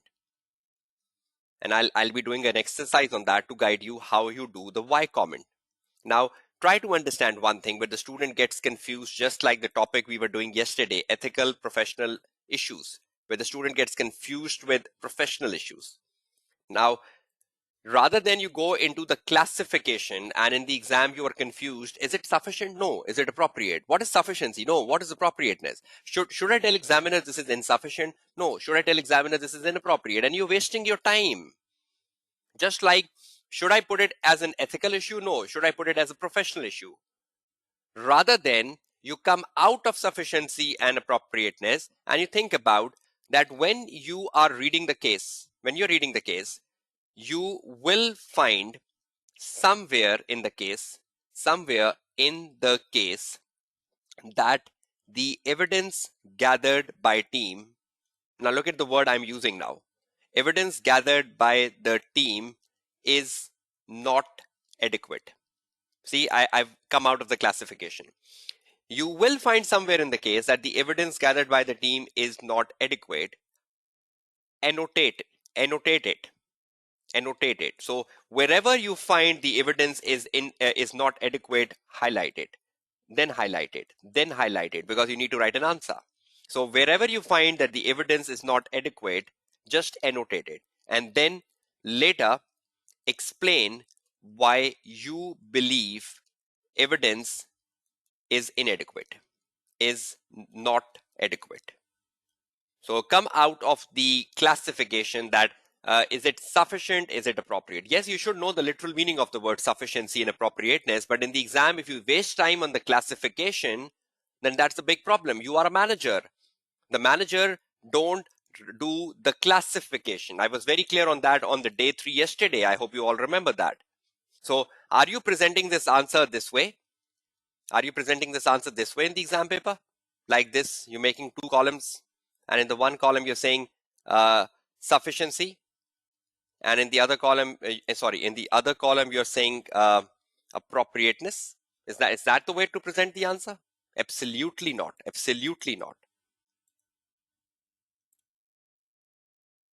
So is the examiner asking you to classify from the case study what is sufficient? Is it an F8 paper? Is it a multiple choice question paper which asks you that is it sufficient, true or false? Is it appropriate, true or false? Is that the paper you're doing?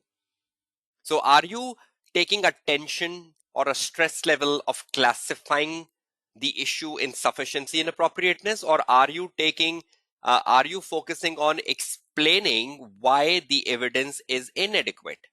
What is right approach? What is right approach, everyone? Explaining the problem or classifying the problem? So this is absolutely wrong way, right? I'm deleting it. Now look at an example, right? Yes, for the sake of knowledge, no doubt, even though you do this in the F8 paper, but I don't know why you forget this. For the sake of knowledge, you know sufficiency relates with the sample size, right? And when you talk about appropriateness relates with reliability. The evidence is reliable, and the evidence is from the right source. Evidence is reliable. Evidence is reliable, right? So you're looking at the reliability of the evidence when it comes to appropriate, or evidence is from the right source. It's from the right source. That is appropriateness.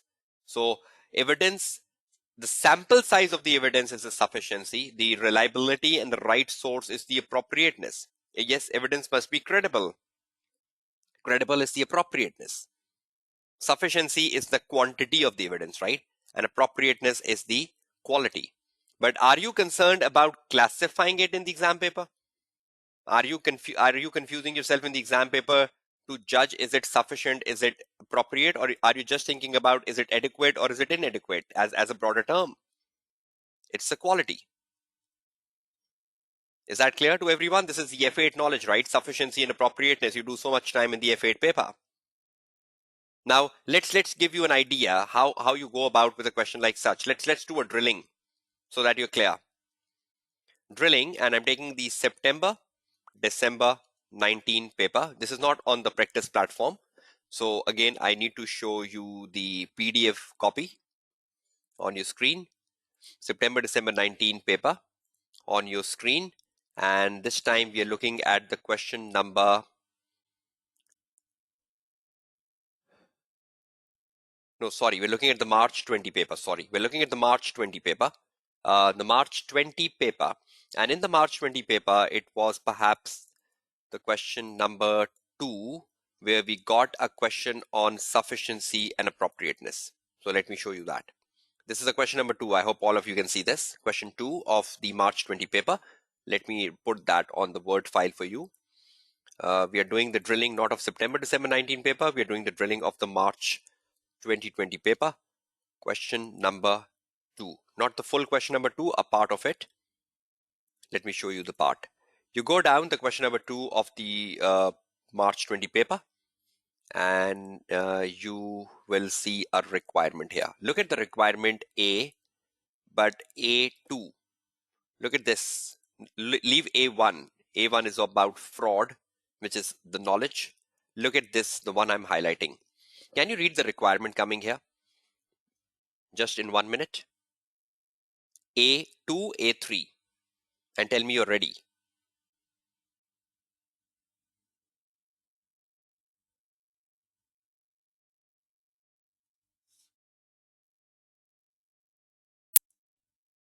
Okay, should I just copy this question and explain you the marking scheme before I talk about the answer? 11 marks. Okay, a lot of time the students don't read the question carefully, which is a big problem. And I always believe that reading a question carefully results in success. So a lot of times the students are in so rush, they fail to understand the question. If you fail to understand the question, will you write a good answer? Never. You will never write a good answer if you fail to understand the question. See how important is it to understand the question. In respect of the development cost, number 1, and in respect of the trade receivable. So how many issues we have to work upon? We have the first issue, which is development cost number 1. And we have the second issue, which is trade receivables, right? Number 2. Right? We have 2 issues. Now what we have to do for 2 issues? In respect of the development cost and trade receivable, comment. So the very first thing we have to do is comment on the sufficiency and appropriateness of the evidence obtained, right? So the first thing we have to do is comment on the sufficiency and appropriateness of the evidence obtained. That's 1. Under the development cost. So under the development cost, we first need to comment on the sufficiency and appropriateness of the evidence. That's number 1. And number 2, we need to recommend what? Actions. And including, can you see this word including? Is that a separate requirement? Including further evidence which should be obtained. Further procedure or further evidence? Further procedure or further evidence? Is there a difference? Is the examiner asking for evidence? And how do you start evidence? Do you start evidence with review, recalculate? Do you start evidence with action, or do you start evidence with a working paper?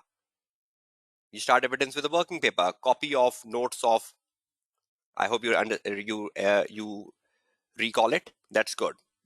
So we need to comment on the sufficiency and appropriateness of the evidence. Then we need to write actions and evidence, actions and further evidence.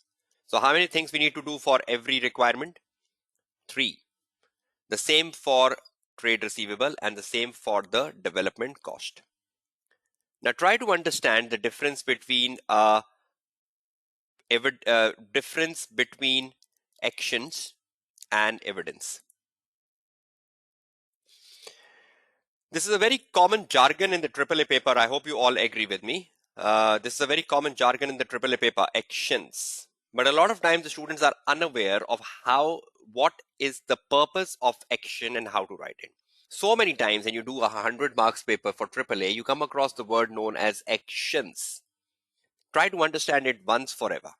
In whichever question, in whichever question you come across, you come across the term action.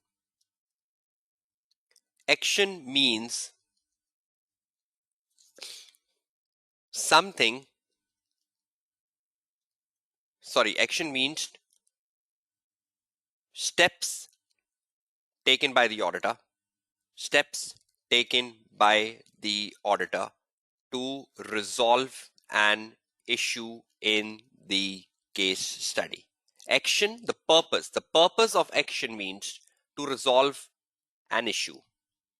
What is the purpose of a procedure? The purpose of a procedure is to gather evidence. The purpose of a procedure is to gather sufficient appropriate audit evidence, right? The purpose of an action, what is the purpose of an action? To resolve something. So in order to resolve something, you take an action. So action means steps taken by the auditor to resolve something of an issue in the case study. Action. Do you believe action is a verb? And just like a procedure, because it is an action, it should start with something like discuss. Because it's an action, you might need to start it with review, right? Because it's an action. By default, it's an action. So there is a lot of similarity between a procedure and an action, but you need to understand the procedure is developed to gather evidence. Procedure is developed to gather evidence, but action is developed to resolve an issue. Action is developed to resolve an issue. Most of the time, because you're resolving an issue and you're resolving an issue with the management, so most of the time, the most appropriate action is discuss or is inquire. I hope you're getting my point, because you're resolving something, right? And assume when you're resolving something, with whom are you resolving something? With the management. There might be a problem between you and the management and you want to resolve it. There might be a disagreement between you and the management and you're resolving it. The management has recognized the government grant in full. You want to resolve the matter. How would you resolve the matter without discussing? Will you discuss with the finance director the right accounting treatment to resolve it? Will you tell the finance director that as per IS 20 this is the wrong accounting treatment? So do you believe discussion in most contexts is the most common action taken by the auditor? Do you all agree with me? So is everyone clear so far, so forth? Waiting for your replies.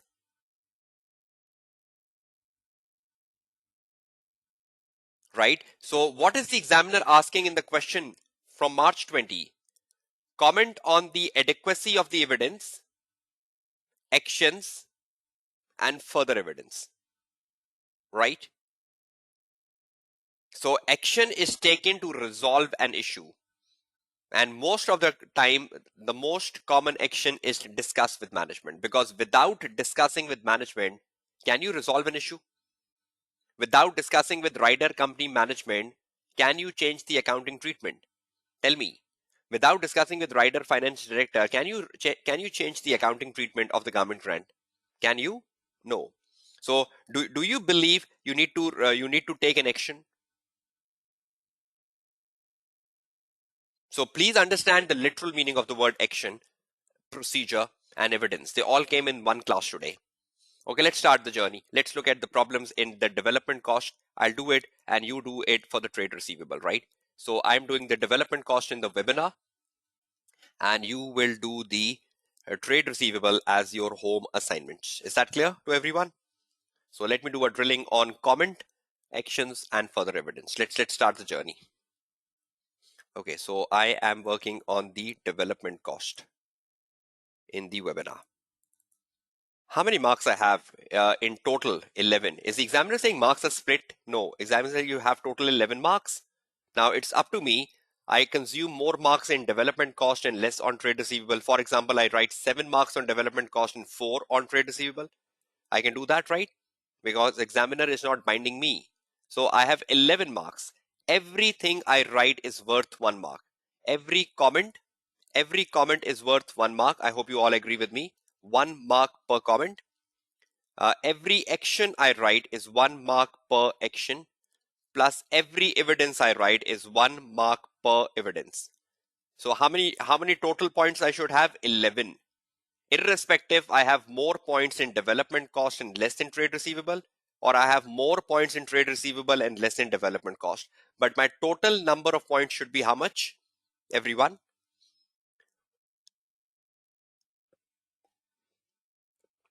11. Thank you.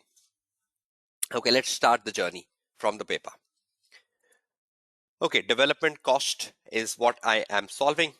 Comment on the sufficiency, actions, and evidence. Let me show you the development cost and you start to read it. Okay, development cost, March 20 paper. Okay, go back the case.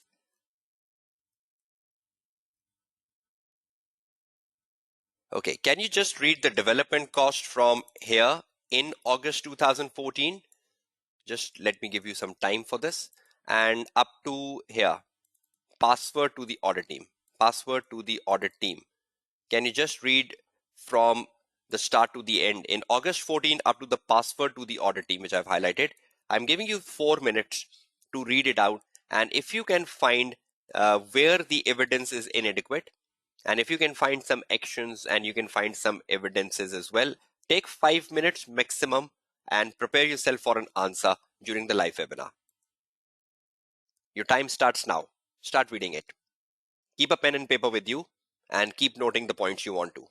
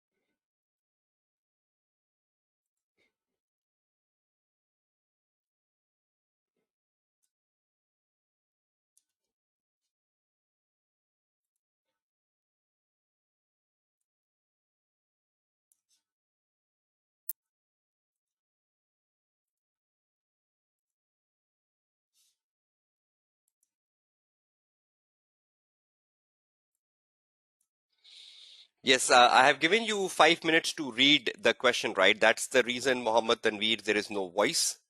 I think students are working on the question. They're reading the question on the screen and finding the problems. I hope you're clear with that, Mohammed Tanveer. That's the reason there was no voice, because there was a pin drop silence because the students were working on the question in front of the screen.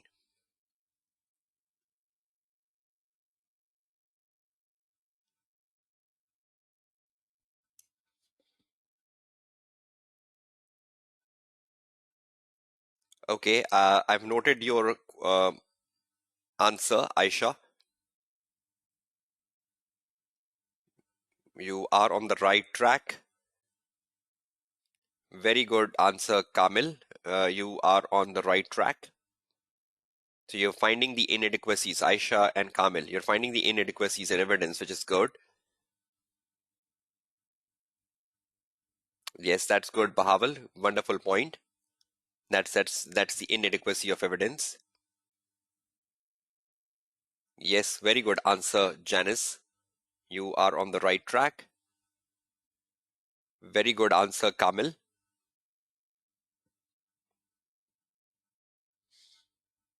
Yes, very good answer, Kiran Kumar, Ola, Huda, Omar, Laiba. You're all going on the right track.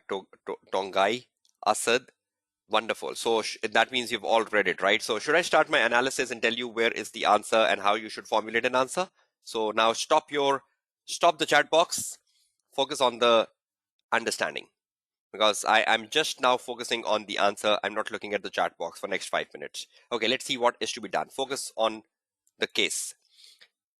Okay, we need to comment on the sufficiency. We need to write the actions and procedures. That's what we need to do. Let's see how many things can we identify from the case study. Let's start the analysis. I've just copied the question during the break of 5 minutes when you were working on it on my Microsoft Word file. I hope you can all now see the Microsoft Word file in front of you where the question has been copied down, right? Let's start the analysis. Okay, in August 20x4, the group commenced development of a new security system. That's good. And incurred an expenditure of 600,000. So the group incurred an expenditure on the development, which is 600,000 up to the financial year end, which has been capitalized. So they have capitalized the development cost as an intangible assets. Okay, that's fine. The only audit evidence obtained. So let's see what's the problem with the evidence obtained. Have the audit team obtained the right evidence for the development cost of 600,000, which has been capitalized, or have they taken a wrong evidence? Is the evidence adequate or not? The first evidence they obtained is agreement. Agreement means to reconcile something. So they reconcile a sample, fine, of a cost included in 600,000 capitalized to supporting documents such as supplier invoices. So they're just confirming the expense. They have verified a sample of 600,000 to these supplier invoices just to confirm that the expense is true. It is not a false expense. So you're just confirming that the expense has indeed occurred. The next is you took a cash flow projection, and in the cash flow projection for the project, which indicates that a positive cash flow will be generated by 20x8, the projection has been arithmetically checked. You only arithmetically reviewed the projection. That's next. And a written representation was taken by you, and a written representation from the management stating that the management consider the development cost to be successful. That is it. Tell me, looking at the 3 bullets here before I read the other question, have in, whether the evidence obtained is inadequate? The answer is yes, for a number of reasons. First of all, uh, the audit team has not obtained any evidence on the breakup of the 600,000, which could have confirmed the element of a research cost. So has the audit team identified the element of a research cost while they were carrying a work on the 600,000?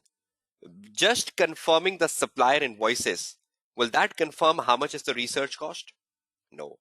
So just confirming the supplier invoices will confirm the amount of expense, will not confirm the bifurcation of expense between the research cost and the development cost.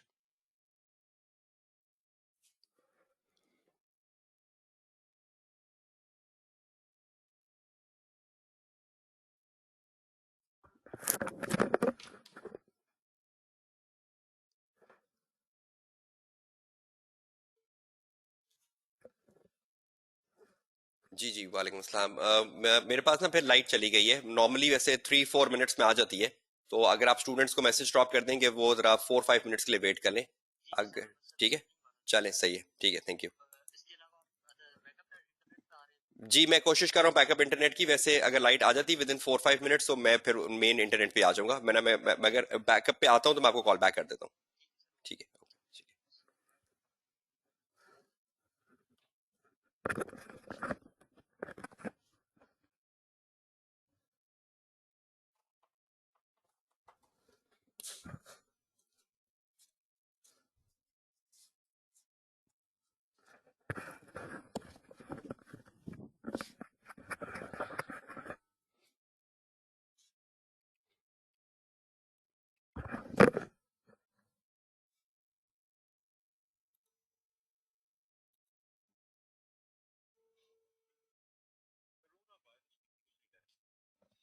Ji light आ गई है, बस मुझे 2 minute दीजिएगा तो मैं main internet पे connect कर रहा हूँ। ठीक है, ठीक है, बस ठीक है, perfect, thank you.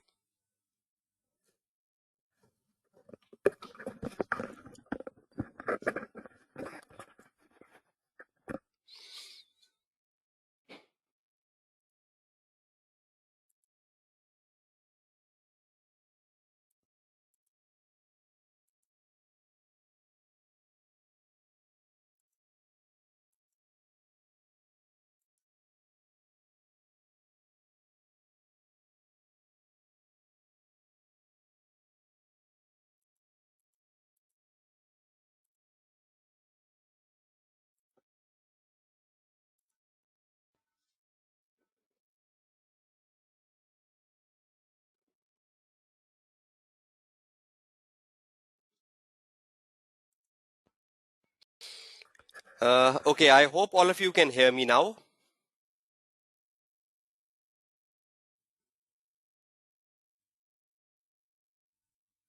Uh, can all of you hear me?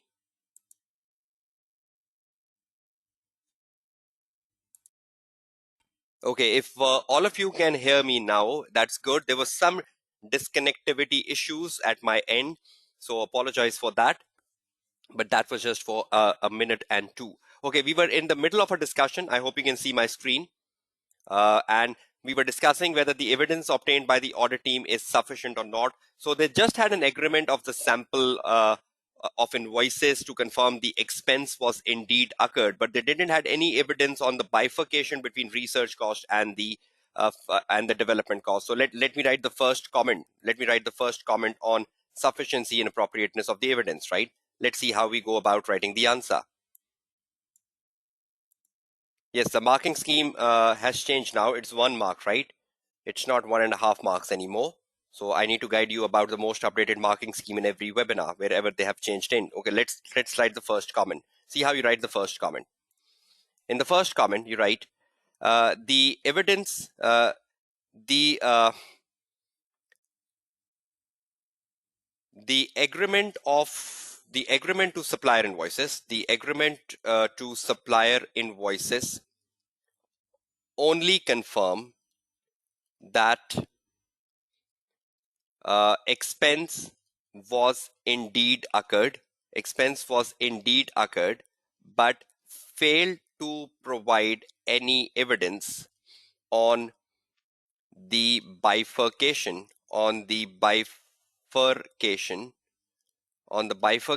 of research cost and development cost within the $600,000. So the agreement to supplier invoices only confirmed that expense was indeed occurred, which is fine, but it failed to provide evidence on the bifurcation of research and development costs within 600,000. Thus, there is no evidence on research cost. Thus, there is no evidence gathered by the team on research cost. And I close my answer and I write 1 mark. Now, I need to recommend further evidence. So my further evidence would be what? My further evidence would be a breakup. My further evidence would be a breakup of dollar 600,000, a breakup of development cost of dollar 600,000. You never write the word copy with the breakup, right? So in the exam, you never say copy of the breakup, you say breakup, because management provides the breakup to the auditor directly, right? So even if you write the word copy of breakup, no issues, right? So the evidence you need is the breakup of the development cost of 600,000 to confirm whether there is any component of cost which should be classified as research cost. I hope my voice is getting through to everyone. There is no further issues with voice. Is it going through? Okay, great. So we took a breakup, right, of the development cost. And so is that my evidence breakup Will there be a breakup in my working paper file as a further evidence? Everyone agrees to this? And is everyone clear? We never write the word copy of breakup. We directly write the word breakup in the exam paper, right? So we get 1 mark for evidence, right? So 2 marks out of 11. Let's proceed further. Next. Okay, a cash flow projection has been arithmetically checked. Is that sufficient? Is that adequate?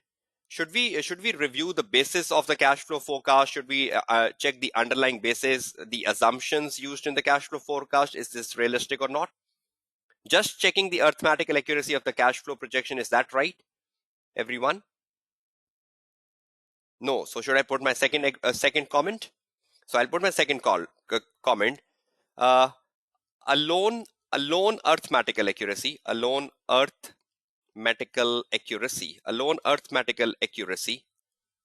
of cash flow forecast is not adequate evidence. Because this will not confirm the underlying basis. This will not confirm the underlying basis and their adequacy. This will not confirm the underlying basis and their adequacy used in preparing the cash flow. Forecast. So alone arithmetical accuracy of the cash flow forecast is not an adequate evidence, because this will not confirm the underlying basis and their adequacy used in preparing the cash flow forecast. Thus, the audit team has gathered no evidence on the basis, nor have challenged the basis used in preparing the cash flow forecast. So are you getting the way of commenting on the evidence? Briefly, 1 mark. So what extra evidence should I have? Should I have notes of discussion with the finance director to confirm the underlying basis? Should I have notes of discussion as an evidence? Whenever you write evidence in the exam paper, you take an assumption that there is no limitation, right? Even though the limitation is given in the exam paper, so whenever you're writing an evidence, you will assume that there is no limitation and the limitation has been removed.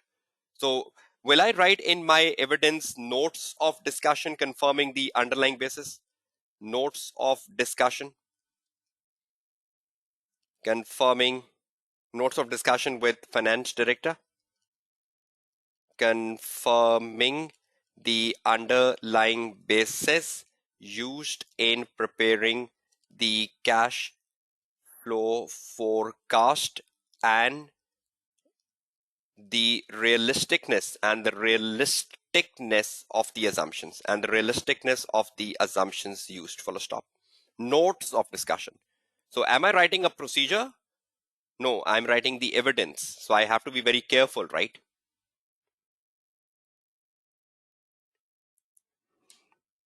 You can use any format, right? You can immediately write an action after you write a comment. It's totally up to you how you present your answer. So how many marks have I got out of 11 so far, everyone?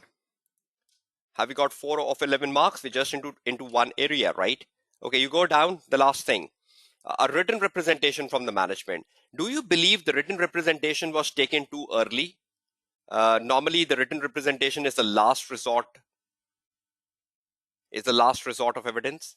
Do you believe audit a team has done very less work and they have taken a representation too early? They should have done more work. They should have done work on the technical feasibility. They should have done more work on the financial feasibility, on the operational feasibility of the new security system. They should have spent time on the accounting treatment of the research cost. Do you think they've taken representation a bit too early in a hurry, which is not an appropriate way of performing the audit? So last comment, and I'm exiting from this question. The last comment. The representation is a last resort of evidence, and it seems that the audit team has obtained representation as a source of evidence too early, or when too less work was performed by the audit team. The representation is not a substitute of the evidence obtained directly by the auditor. 1 mark. Read my paragraph and tell me, does it make sense to all of you? Read my para 3 and tell me, are you comfortable with the knowledge I portray in the para 3?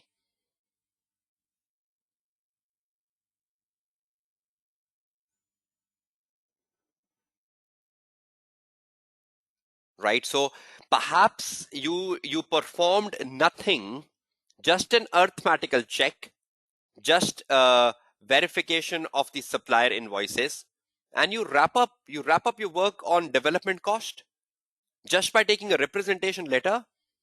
That's too early, right? It cannot be a substitute of the evidence obtained directly by the auditor. So are you getting the way of doing a comment on the sufficiency and appropriateness of the evidence? Anywhere in my comment was I concerned about the classification of sufficiency and appropriateness? Were I concerned about the classification anywhere when I was writing the 3 paragraphs in the live webinar? Were I concerned about the classification? So are you getting the way of writing an answer? And there are so many other points, right, which I cannot just cover up within the limitation of the webinar. But let's go down with the next paragraph we left with. If I read the last paragraph, which I didn't, you are aware that the group finance director was asked about the cash flow projection, which he had prepared. He was reluctant to answer question. Simply saying that the assumptions underlying the projections have been agreed to the group business plan. So he is reluctant to answer question. Is that a problem which I should resolve through an action? Is that a problem between the auditor and the management, that the management is reluctant to answer questions? Is that an issue which needs to be resolved? Do you all agree? Is that an issue which needs to be resolved? Yes, good. So he was reluctant to answer questions. See, I write an action here. Action. The audit team should discuss, or the audit manager should discuss with the group finance director, or should inform the group finance director, the auditor power to access all information and explanation, and the responsibility of the management to provide all explanations to auditor,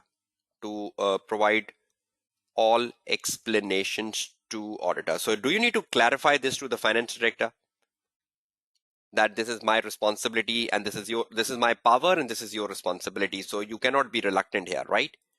Should I tell him that you have an audit engagement letter? Kindly see the audit engagement letter I sent you before the start of the audit.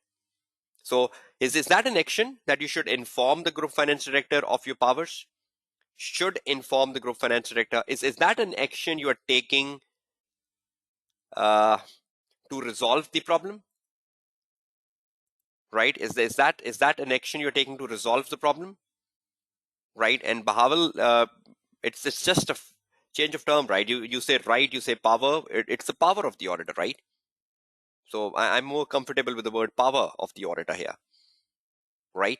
So am I making a bifurcation of headings here, that I do headings like this actions and I do headings like this evidence? No, I'm writing them in one go, irrespective they are evidence or irrespective they are actions, So you just write them under one heading, actions and further evidence. See this heading, actions and further evidence. So you're not taking any tension in the exam hall, irrespective you're writing whatever. So you just put one broad heading here, actions and further evidence, and you try to write everything under. So I get another 1 mark here, right? Last, go up. Okay, he was reluctant, right? Next, he provided a spreadsheet showing the projection, but the underlying information could not be accessed, as the file was password protected. So is he trying to limit the scope of the auditor by giving auditor a password protected file, knowing the fact that the auditor have power to access all information? So is the finance director trying to limit the scope of the auditor? Should we tell the finance director that we have a certain set of power which is given in the audit engagement letter, and the group finance director would not provide the password to the audit team? So is that an issue which needs to be resolved? So last issue to be resolved. The audit manager should discuss with the group finance director the preconditions of audit, mentioned in the audit engagement letter, uh, reinforcing the fact that auditor has access to all information, and nothing can and uh, auditor has access to all information, and management could not limit the scope of auditor. And you can also tell the finance director, the audit manager need to inform of the implications on audit report if the limitation on audit work is not removed. So are you trying to threaten the finance director through informing him of the implication if the limitation on audit work is not removed? So that's also part of your action, right? Sometimes your actions have to be intimidating. You need to intimidate through your action to get the director on the right track, because it seems that the director is not willing to come on the right track. So you speak politely, and then you need to intimidate that finance director.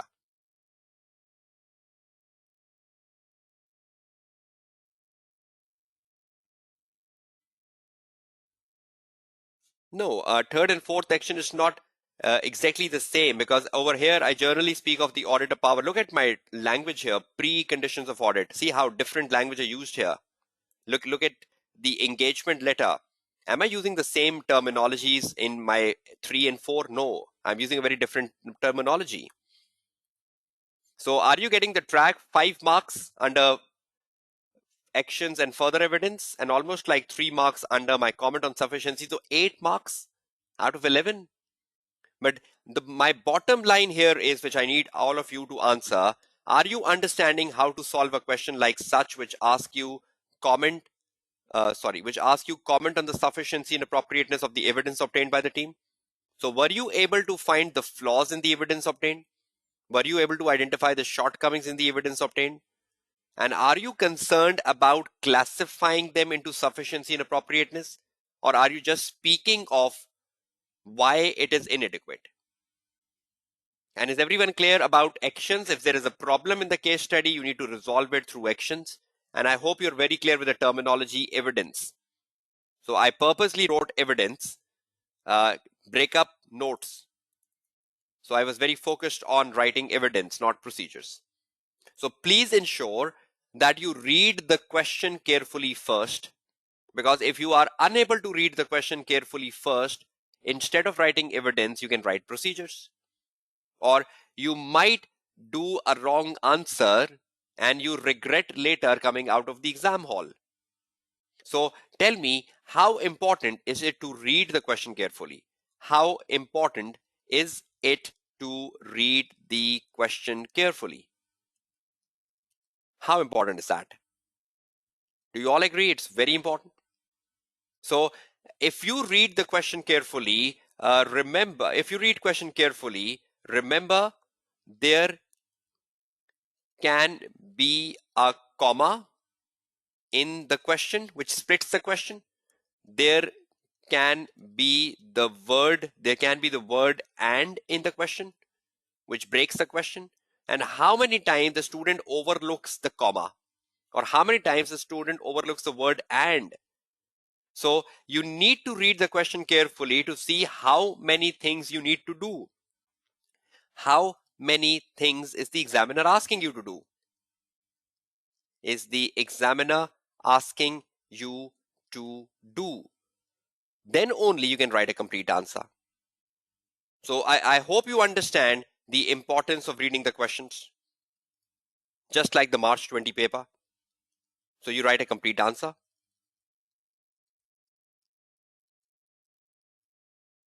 This really impact on your passing, right? The AAA paper. Because in the AAA paper, at times the question is asking for more than one thing. And the students overlook the word comma, or the student overlooks the and they come out writing an incomplete answer. And then they expect examiner to pass them at 50. How can the examiner pass you at 50 when you've given an incomplete answer to the examiner? I hope you're all clear on that. So have you got the message, procedures, evidence question number 1, evidence question number 2? Right. Now I just want to do one last thing with you. When I was discussing with you the question number 1 on evidence, right? When I was discussing with you the question 1 on evidence, which basically asks you comment on the matters and explain the evidence, I want to give you some guidance for incremental marks. How can you get incremental marks on the question number 1? Let me copy the question number 1 again, where I was discussing that with you. And I believe you can gain extra marks in this case. Okay, let me copy this question again and take it down to my question 1 on evidence again. Okay, now you are all clear with the question 1, right? Comment on the matters and explain the evidence, right? And you're very clear on comment on the matters, right? But I just want to give you a very good suggestion now. Comment on the matters, and you know the matter is the accounting treatment. The matter is the accounting treatment, and you go with comments. You comment on the materiality, you comment on the accounting treatment, and you comment on the risk, which is under or overstatement, right? Now, when I was writing the government grant with all of you, be very focused, right? When I was writing the government grant with you in the webinar, I got 3 marks, right? By writing the paragraph, because there was just one materiality. There was one materiality, there was one accounting treatment, and there was one risk, right? But what if in the exam, the accounting matter consists of discrete figures, and the accounting treatment consists of multiple issues? Will that increase your scoring opportunity? What if in the exam the accounting matter is having different figures? For example, in the paper you get something about loan, and loan has a value. But along with loan having a value, there is also the value of the finance cost given in the case. Now, if that is the case, can you find materiality? Can you find materiality for the loan by taking it in the context of the total assets and finding the percentage? Because loan is primarily an SOFP item. And can you find the materiality of the finance cost separately? Because finance cost materiality will be taken on the profit before tax, because it is a statement of comprehensive income item. So if you are working on a situation where you have discrete figures in a situation, and you know these are discrete figures, one is a P&L item and one is a balance sheet item, loan and the finance cost, something like this. Will you be able to find 2 marks of materiality here by dividing the loan with total assets and by dividing the finance cost with the profit before tax? Is everyone clear? 1 mark and 1 mark in a question on evidence I'm talking about, right? In a question on evidence I'm talking about. Is everyone clear with this example?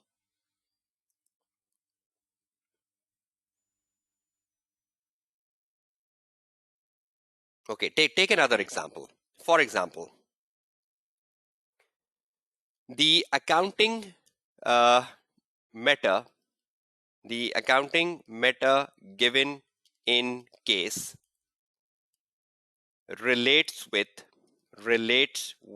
impairment loss recognized. The question tells you that the impairment loss was recognized, impairment loss recognized by management. So is that good? The management has recognized an impairment loss. Has the management done the right accounting treatment by recognizing the impairment loss when the indicator of impairment exists, for example? So the question is telling you that the impairment loss was recognized by the management and you need to comment on the meta. So what will you do first?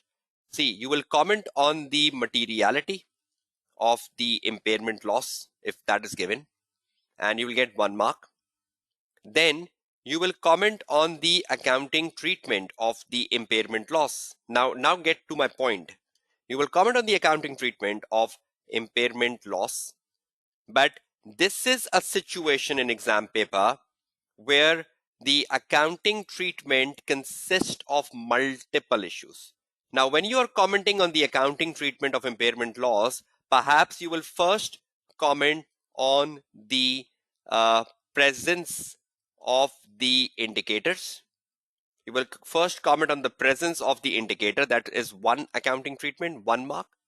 You will then comment on the determination of the right recoverable amount. You will then talk about the determination of the right recoverable amount, which is higher of the value in use or fair value less cost to sell. Is it a possibility that the management has understated the impairment loss even though they have recognized it?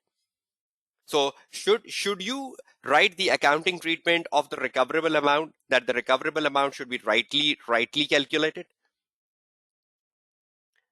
So you comment on the determination of the right recoverable amount, which is the higher of the value in use or fair value. What if the management has taken it as the lower? Or what if the management has determined the value in use wrongly? Or what if the management has determined the fair value wrongly? Will that result in a wrong impairment loss recognized? Will that result in an understatement of an impairment loss? So when you are writing an accounting treatment of a complex situation like impairment loss, you can gain multiple marks. First, by commenting on the indicator, then commenting on the recoverable amount, and then finally commenting on the impairment loss being when the carrying amount exceeds the recoverable amount. And then you judge whether the impairment loss recognized by management is the right amount or the wrong amount. So you can gain multiple marks for accounting treatment. So the government grant accounting treatment is very simple. The impairment loss accounting treatment is very different, where you can gain marks more. So are you finding opportunities where you can gain more marks on materiality in a given situation, everyone? Are you finding opportunities where you can gain more marks on commenting on the accounting treatment if the accounting treatment is very complex, or there is a lot of comments you can make on accounting treatment? Now tell me, the comment on the government grant and the comment on the impairment, Can we make more comments on impairment? Because there are so many components of impairment, the indicators, the recoverable amount, the fair value, the value in use. Is that clear? So is there a lot to talk about in impairment? Like a comment on the indicator, 1, the comment on the recoverable amount, 2, and the comment on the impairment loss when carrying amount exceeds the recoverable amount. So is there more space to comment on impairment? Are you getting my point? Is there more space to comment on impairment than the space you have in government grant, for example? Right?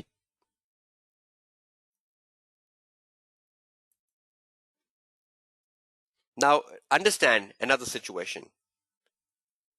What if you get a situation in comment on matters when materiality is not given, when materiality is not possible? So then that means when you get a situation when materiality is not possible, then how would you go? You will not get any marks on materiality. So you will directly start with comment on the treatment and you will directly start with risk. You cannot get any marks for materiality if numbers are not given and you cannot find the materiality. So you will get no marks for materiality because that's not possible. You cannot forcefully identify materiality. You cannot forcefully identify materiality. And in the past paper, there are a number of situations where examiner keeps materiality at 0 because he's not giving you any numbers to work on materiality. And in some situation, the accounting treatment is so productive that you can gain marks on. Look at an example, which you have to do as an home question. September, December 19 question. Look at the requirement of the question number 2 of the September, December 19 question on your screen. Look at this requirement.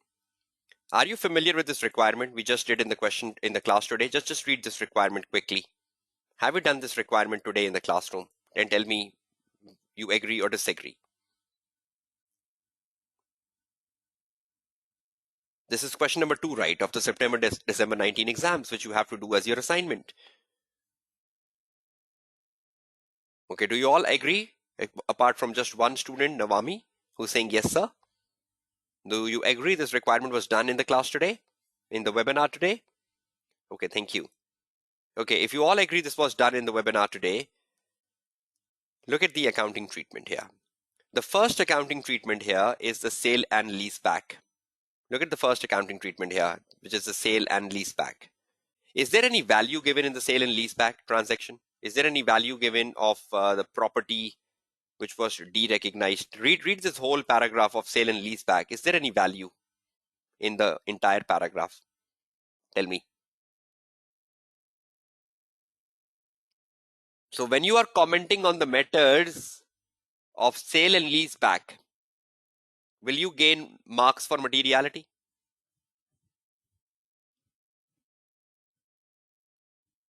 No value, right?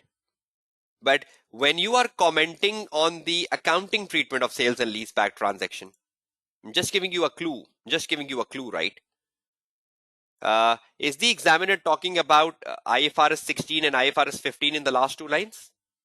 Is the examiner talking about IFRS 16 and IFRS 15 in the last 2 lines? Yes. Is there a clue? Now, when you're talking about a sale and lease back transaction in the exam paper, for example, okay, just give me 1 minute, right? For example, the sale and lease back transaction, which is in the September, December 19 exams, question number 2, you have no materiality, right?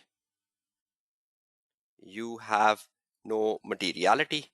But look at the accounting treatment. Examiner is giving you a clue. Examiner is giving you IFRS 15, sale and lease back. And examiner is giving you IFRS 16, sale. So that means because it's a sale and lease back, which is very complex, first of all, to understand that is it a sale transaction? Is it a genuine sales transaction? You need to quote the IFRS 15. You need to think about whether there was a transfer of control, Has the whether control of the asset have been retained by the seller or whether it has been passed to the buyer. sale and lease back, because that's very important. So do you need to write an accounting treatment for transfer of control to confirm whether the seller still retains the right over the asset, or whether the right over the asset have been passed, or the control over the asset have been passed to the buyer? Yes, when there is no transfer of control, that means there is no sale. So should we first write the accounting treatment for transfer of control to confirm the sale and the right accounting treatment of sale? Everyone? Okay, and then because the examiner is talking about the IFRS 16, then we need to talk about the right of use of asset. If indeed, for example, if I'm just taking a bit more time here, but because you have to do it yourself, I just want to guide you something. Look at this. Can you just read this in 1 minute so it makes sense to me and you? Can you just read this paragraph in 1 minute, because I want to give you an example that has the management recognized the sales transaction rightly? Can you just read it quickly, the paragraph of sale and leaseback, and tell me you've read it? Just quickly read the sales and leaseback transaction paragraph in 2 minutes.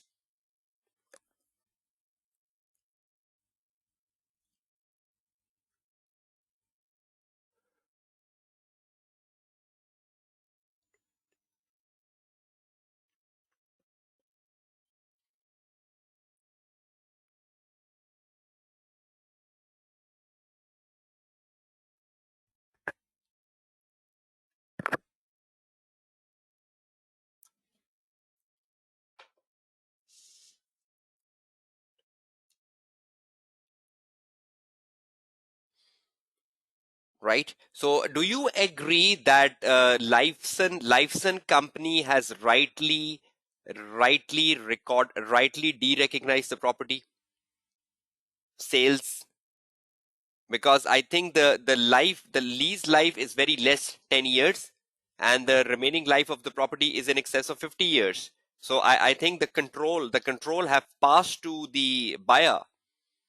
The control has passed to the buyer, right? So is Lifeson company right in de-recognizing the property? Is Lifeson company right in de-recognizing the property from the financial statement? Yes.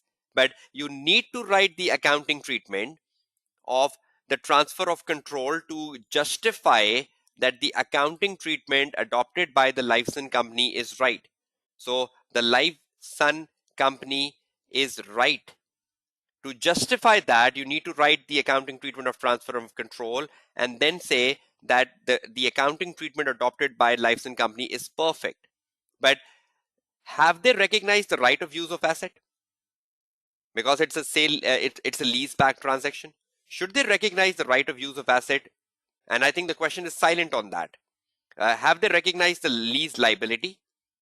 Have they recognized the liability at the present value of lease payment? No. Have they recognized the gain or loss on the sale and leaseback transaction in the P&L, in the profit and loss? So I think even though they have de-recognized the property, which is right, but the question is silent as to whether they have recognized the right of use of asset, whether they've recognized the liability, or whether they've recognized the gain or loss in the profit and loss. So can we write the accounting treatments for right of use of asset and liability and gain and loss in the profit and loss to gain more marks? And tell the management, if management has not recognized it, then the right of use of asset is understated, or the liability is understated. Are you getting my point, everyone? So in this question, there was no materiality, right? But in this question, you can gain so much on the accounting treatment. You can gain so much on the accounting treatment by writing the accounting treatment, gain so much on it by writing the IFRS 15 for transfer of control, and then writing the IFRS 16 for right of use of asset, liability, and the gain or loss in the profit and loss account. So I think the management has done the right treatment partially by de-recognizing the property. But about the other accounting treatments, because it's a sale and lease back transaction, so they should record the right of use of asset, which has not been recorded. So is there an opportunity to get like 3-4 marks from the accounting treatment here?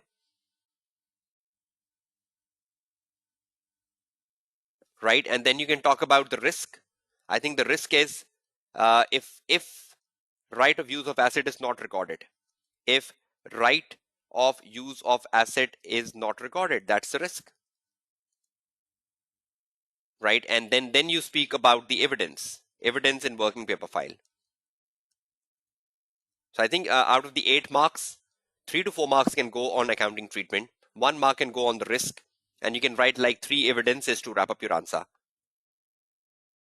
Is that clear to everyone? So will you be solving this question, sale and lease back, in the next few hours from the webinar? If the time in your country is appropriate, there might be different time zones in different country, or at least you are wrapping up this topic tomorrow.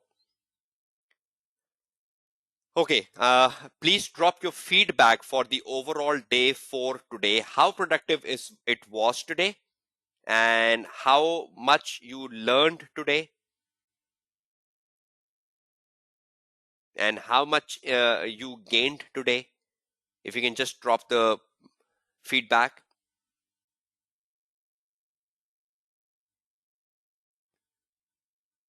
So will you continue with the learnings and homeworks given to you today? And will you be wrapping up the reading of articles I recommended you, the watching of the webinars? Will you watch the previous webinars? Will you be going with the article readings and the questions you need to do, right? And please go over my presentation. There is a lot of good stuff in my presentation which I covered on my Word file. I'll share the Word file with you later in the next few hours, and you can take benefit of my slides even. Tomorrow is the last day of the webinar, and a very, very important day, because it will be another important session on the misconceptions on audit report.